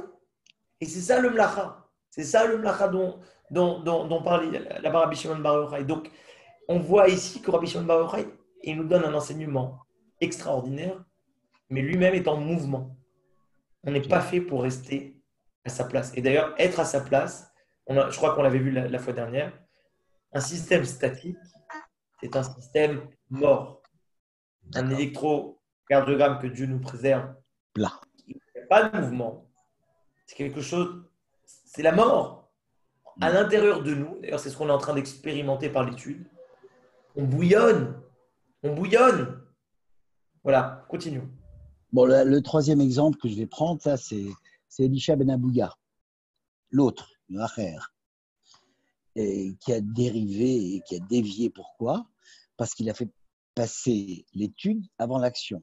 Il ne s'est pas posé la question si le père a agi pour savoir si l'échelle était en bon état. Et donc, il a vu qu'il est tombé, qu'il est mort, il ne s'est pas posé la question. C'est la responsabilité du père d'avoir, par rapport à l'étude, une action pour savoir si son fils n'était pas en danger. Donc là, il ne s'est pas posé du tout la question et il est devenu autre parce qu'il a fait passer l'étude avant l'action. Voilà, je ne sais pas ce que tu en penses. Mais je pense que c'est très intéressant. Ça fait juste résonner en moi quelque chose, puisque Shabbat dernier, le Rav de la Kehila Herzliya a ramené ce passage, et notamment la discussion entre Rabbi Meir et Elisha Ben Avouya, puisque il est dit que on peut toujours faire tchouva. D'accord? À aucun moment, les portes de la tchouva sont loquées, sont fermées. À aucun moment. On peut toujours faire tchouva. Et Elisha Ben Avouya dit à Rabbi Meir, Chutz mi acher. Oui, tout le monde peut faire tchouva, mais sauf acher. Donc, a priori, ce qu'il dit, sauf moi. C'est ça. Ce que je faisais remarquer au Rav, c'est que cette discussion, elle commence par quoi? Elle commence par le fait que Rabbi Meir est en discussion avec Elisha Ben Avouya sur le troum du Shabbat. C'est ça. Il avait dépassé le nombre de mètres. Exactement, la limite. Et alors, Rabbi Meir, il veut rester avec Elisha Ben Avouya. Mais en réalité, la frontière, elle est très très fine entre Elisha Ben Avouya et Acher. Elle est très très fine entre Rabbi Meir et Acher. C'est la limite. Et en fait, dans le Olam Hazé, il faut accepter, mettre des limites. Et absolument. Comment on met des limites? On met des limites par nos ma'asim. Nos ma'asim, nos actes, inscrivent notre étude dans une forme de finitude. Et les ma'asim sont les ustensiles qui permettent au flux de la chorma de pouvoir avoir un réceptacle. Je ramène cette histoire que j'avais entendue de Rav Jacobson, qui disait la chose suivante, c'est un élève qui va voir son maître pour étudier la mystique, d'accord, Sifrei Kabbalah. Le maître lui dit, est-ce que tu aimerais que je te serve un thé? L'élève était très heureux à l'idée de prendre son thé avec son maître. Le maître fait bouillir de l'eau, il lui donne une tasse, il commence à servir le thé, il continue à servir le thé, la tasse se remplit, la tasse déborde, l'élève se brûle les mains. Et il crie, maître. Le maître lui dit, va d'abord agrandir tes kélim. C'est ça. Ça, Un hein, spectacle. exactement. C'est ça ce que dit Pirkei Avot. En tout cas, c'est l'interprétation que j'en ai eue une fois à la veillée de Shavuot avec mon ami Ethan. La Mishnah dans Avot nous dit Kol mishe chochmato meruba memaasav en chochmato mitkayem. C'est ce que je voulais dire justement. La sagesse se maintient grâce à la pratique et par contre, celui qui a plus de sagesse que d'autres, s'il ne met pas en pratique ce qu'il apprend, eh ben, il finit par la délaisser et la perdre. C'est la Mishnah 9, c'est Rabbi Ben Dosa, Voilà. Hanina Ben Exactement. Dosa. Bravo Suzy. Bravo Suzy. Exactement. C'est que tout celui dont la sagesse va dépasser ses actes, en chochmato mitkayemet, ça ne peut pas tenir sa sagesse. Et d'ailleurs, on voit des fois que le plus grand écueil d'un homme, c'est son intelligence. Des fois, sa sagesse et son intelligence, parce qu'il n'a pas travaillé sur l'accroissement, l'agrandissement de ses kélim et qu'il n'a pas donné un ustensile à ses flûtes chorma, la chorma périclite, la chorma disparaît. Et d'ailleurs, je vous disais, je fais encore un autre parallèle, et Pirkei Avot, en fait, est parsemé de tout ça, sans faire de mauvais jeu de mots, puisqu'on va parler, encore une fois, de l'arbre. On dit que tout celui dont les branches, tout celui dont la chorma est plus grande que ses actions, ça ressemble à quoi? Ça ressemble à un arbre. Et encore une fois, on revient à cet arbre dont les branches et le feuillage, les branches sont plus nombreuses que son tronc. Il a le tronc très fin. Et alors celui-là, une bourrasque, mais il vole en l'air. Par contre, quelqu'un qui a plus de marasim, qui a plus d'actes que d'études, alors il est solide. C'est quelqu'un qui est bien ancré, quelqu'un qui est bien enraciné. Voilà. Est-ce qu'il y a d'autres, j'imagine que oui, bien sûr. J'attends avec votre attention. Merci, monsieur, madame. Je peux dire quelque chose? Oui, bien sûr. Est-ce que je peux dire non?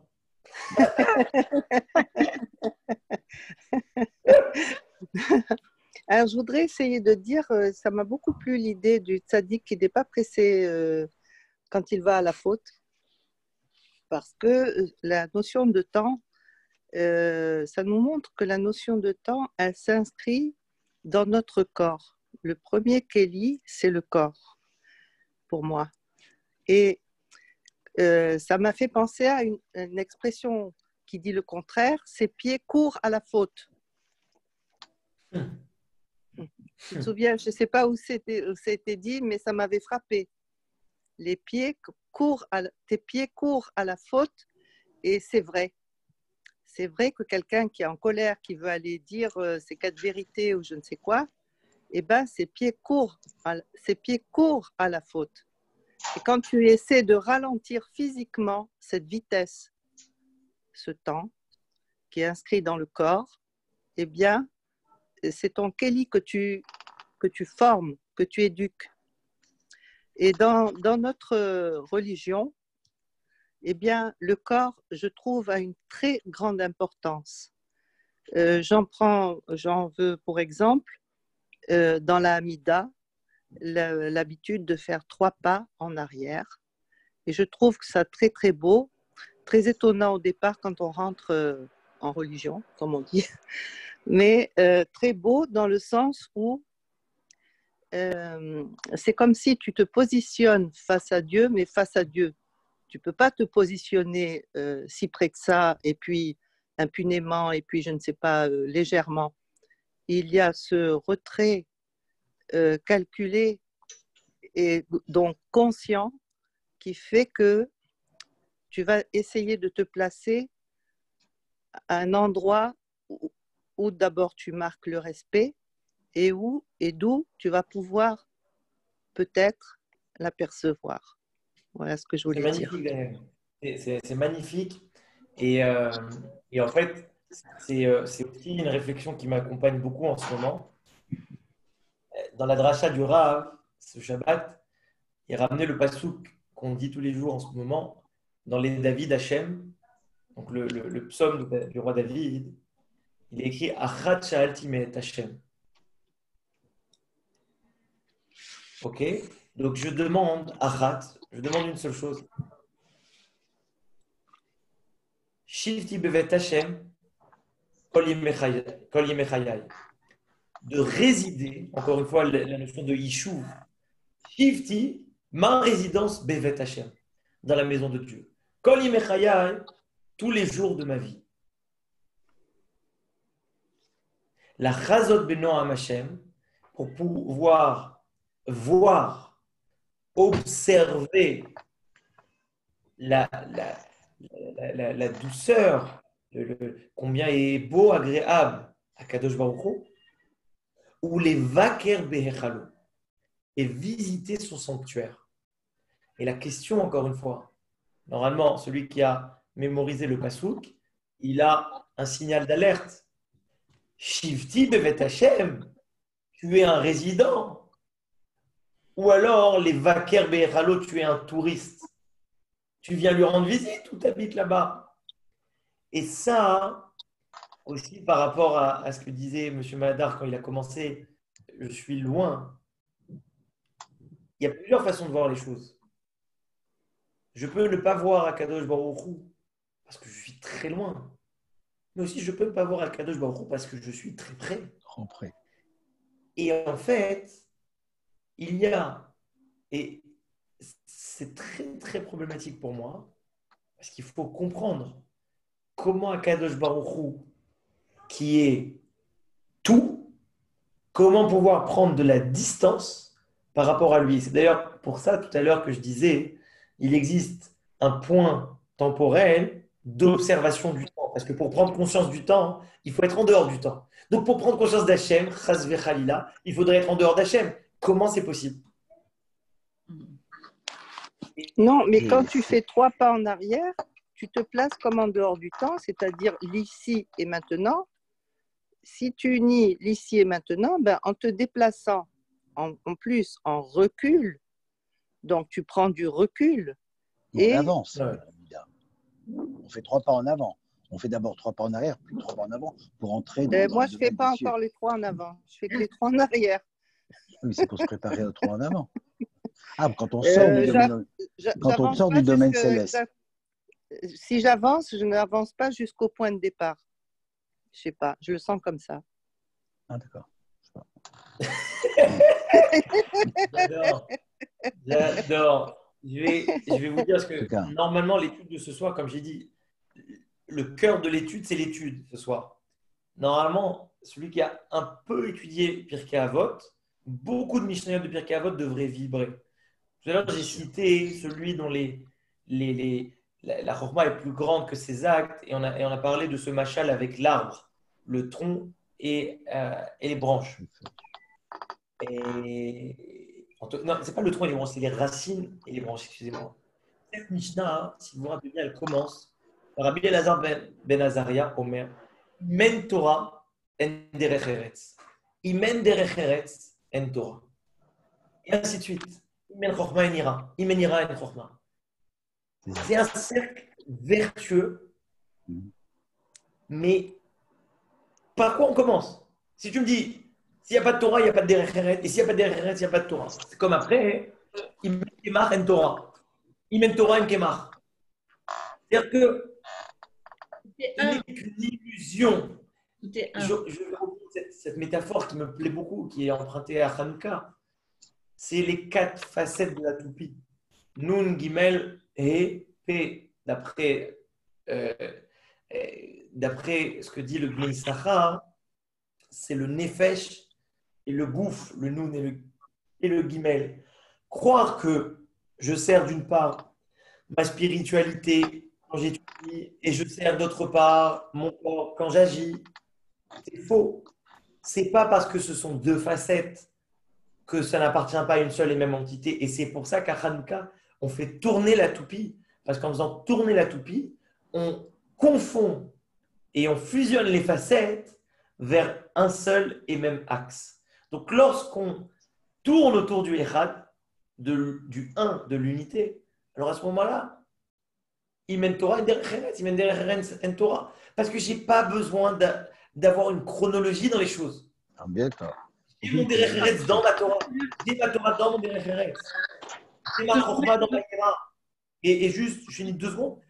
Ce que tu dis, Daniel, et ce que disait M. Madar, les 3 pas en arrière, les 3 pas en avant, c'est un couple très connu dans la Avodat Hashem. Ira Ahava. Par l'amour, je m'approche à Kadosh Baruch Hu. Par la crainte, je prends cette distance. Il y a une prise de distance nécessaire, indispensable. Et il faut en permanence se coller et se décoller. Se coller, se décoller. Et je pense que quelque chose qui se décolle et colle en permanence, on a l'impression qu'il est collé. Bah, c'est ça la dvekout b'Hashem. C'est ça être collé à Dieu. Je voulais dire quelque chose, Raphaël. Excusez-moi, madame. Tout à l'heure, tu parlais de la répartition de l'étude et j'ai vérifié, là, c'est pas Rabbi Yoshua ben Hanania qui disait qu'il y avait un tiers pour la Torah écrite, un tiers à la Mishnah et un tiers au Talmud. Oui, c'est ça, exactement. C'est Kiddushim. Shlish Mikra, Shlish Mishnah, Shlish Talmud. Voilà. Bravo. Rabbi Yoshua ben Hanania. Voilà, c'est tout. Excusez-moi. Ouais. Alors, Raphaël, puisque moi j'étais quand même encore dans la Hamida, je trouve qu'il y a dans cette unité qu'on recherche entre nous et Dieu, nous et notre monde, nous et notre prochain, eh bien, dans la Hamida, on peut observer que notre action, évidemment, elle n'est pas que de notre fait, puisqu'on commence la Hamida, et c'est clair, en disant « Dieu ouvre mes lèvres ». Dieu ouvre mes lèvres. Autrement dit, je suis face à Dieu incapable, normalement, si je ressens bien les choses, d'ouvrir mes lèvres. Je suis difficilement déjà là, debout face à lui, encore moins puis-je ouvrir mes lèvres. Donc, Dieu a aussi son action qui agit sur mon corps, là, mes lèvres. Et voilà, je reviens à cette idée que entre l'étude et l'action, il y a un point central pour moi, c'est le corps.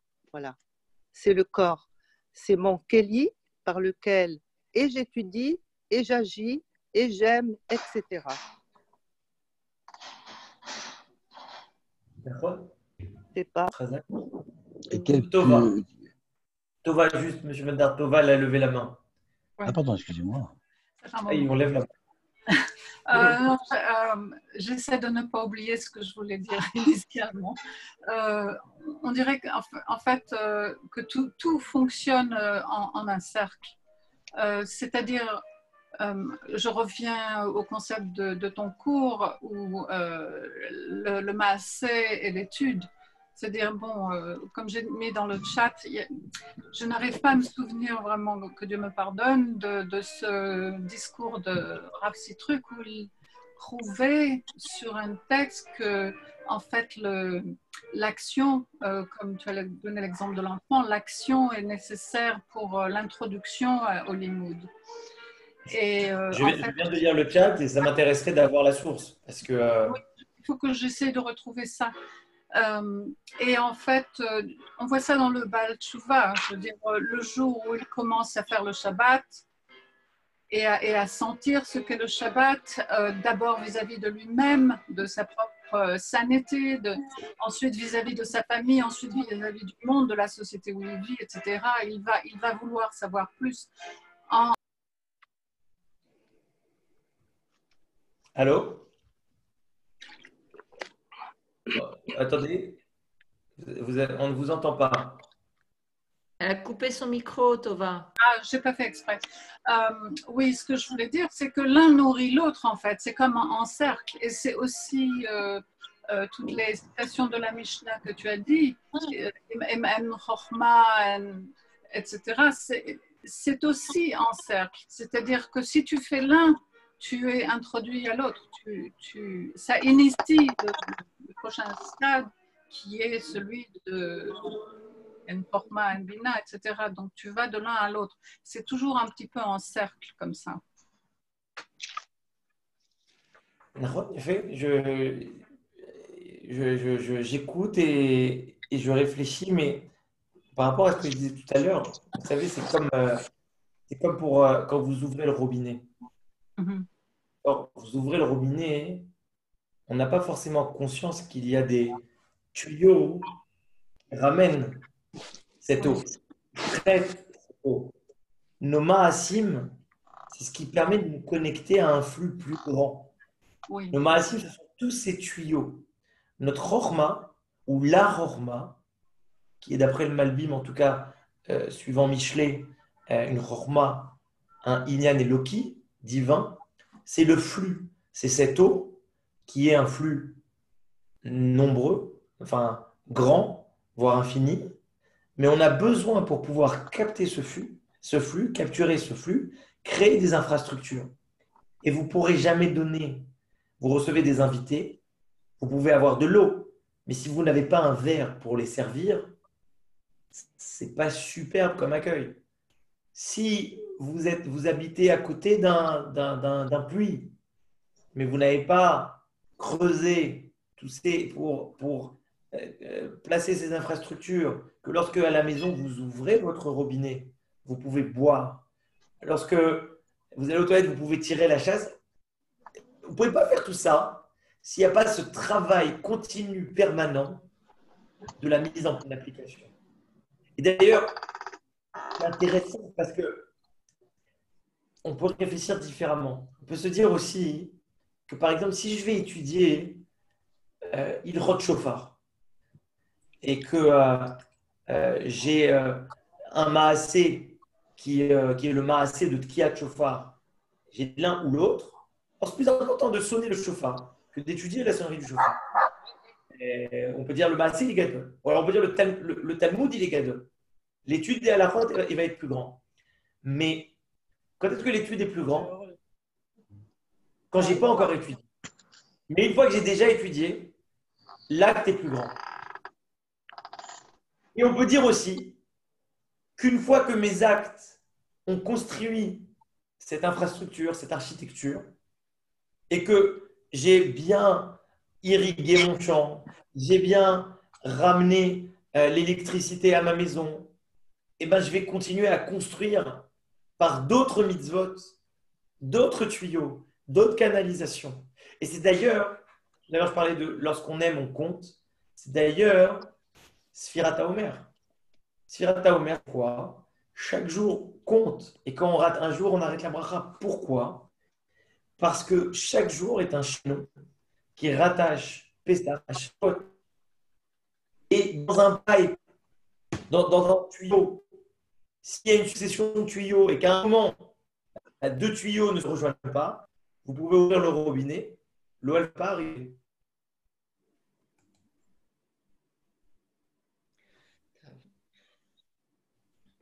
Je vous écoute.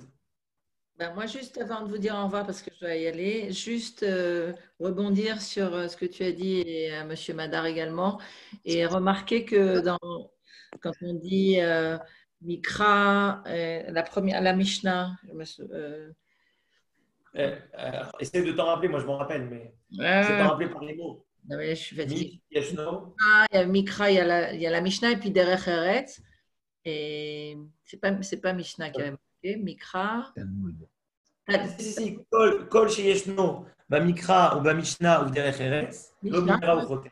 Ah ouais, il y a Mishnah, c'est bien. Alors, et donc, le Derech Eretz arrive en dernier, tout simplement. Et donc, remarquez qu'en effet, si on dit que Derech Eretz Kadma la Torah, s'il est en dernier, c'est OK, puisque finalement, c'est sauf Maaseh Marshavatrila, c'est-à-dire qu'il se trouve à la fin parce qu'il est au tout début. Très bien. Je crois que c'est une chanson de Jean-Jacques Goldman, non? Les derniers seront les premiers.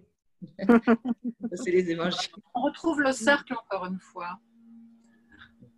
Sauf Maaseh Marshavatrila, etc. Il y a une Gemara qu'on n'a pas étudiée ensemble, qu'on étudiera l'année prochaine, qui est à la fin du traité Ta'anit. Elle conclut le traité Ta'anit sur tout Béav, le 15 Av. Alors, comme c'était mon anniversaire de mariage, et ce sera chaque année, Bézrat Hachem, je ne pouvais pas donner le cours. Et en fait, cette Gemara, elle se termine par quelque chose d'extraordinaire. C'est qu'à la fin des temps, Akadosh Baruch Hu, il est prévu ce qu'on appelle Machol la Tzadikim, une ronde pour les justes. Les justes, parce qu'en fait, là-bas, la Gemara parle des filles, les jeunes filles qui allaient dans les champs et qui dansaient, qui se mettaient en ronde. Et comme on parle des ronds, ces danses-là, ce Machol, d'accord, c'est le pivot pour conclure cette Gemara en disant qu'à la fin des temps, les tzadikim vont former une ronde. Et qui sera au milieu de cette ronde? Akadosh Baruch Hu. Et ils pointeront à Akadosh Baruch Hu. Et en fait, il y a cette notion de cercle. Mais le cercle, il enferme deux choses. La première chose que moi j'avais perçue, c'est qu'un cercle délimite un espace. Mais le cercle d'une ronde en mouvement délimite un espace en mouvement permanent, en mouvement infini. Il n'y a aucune fin à tourner autour d'un cercle. Mais en même temps, on définit un espace. Et je reviens sur... Bon, on continue. C'est le point de rencontre. C'est donc le point de rencontre entre Akadosh Baruch Hu et les hommes. L'essentiel, c'est que le cercle monte et évolue. C'est ça la valeur même du judaïsme et du juif, je crois. En tout cas, merci beaucoup. Et Erev Tov Kulam. Toda Rabba. Merci à vous. Erev Tov. Merci, Raphaël. Voilà, j'en profite pour, si on ne se revoit pas ici, pour vous souhaiter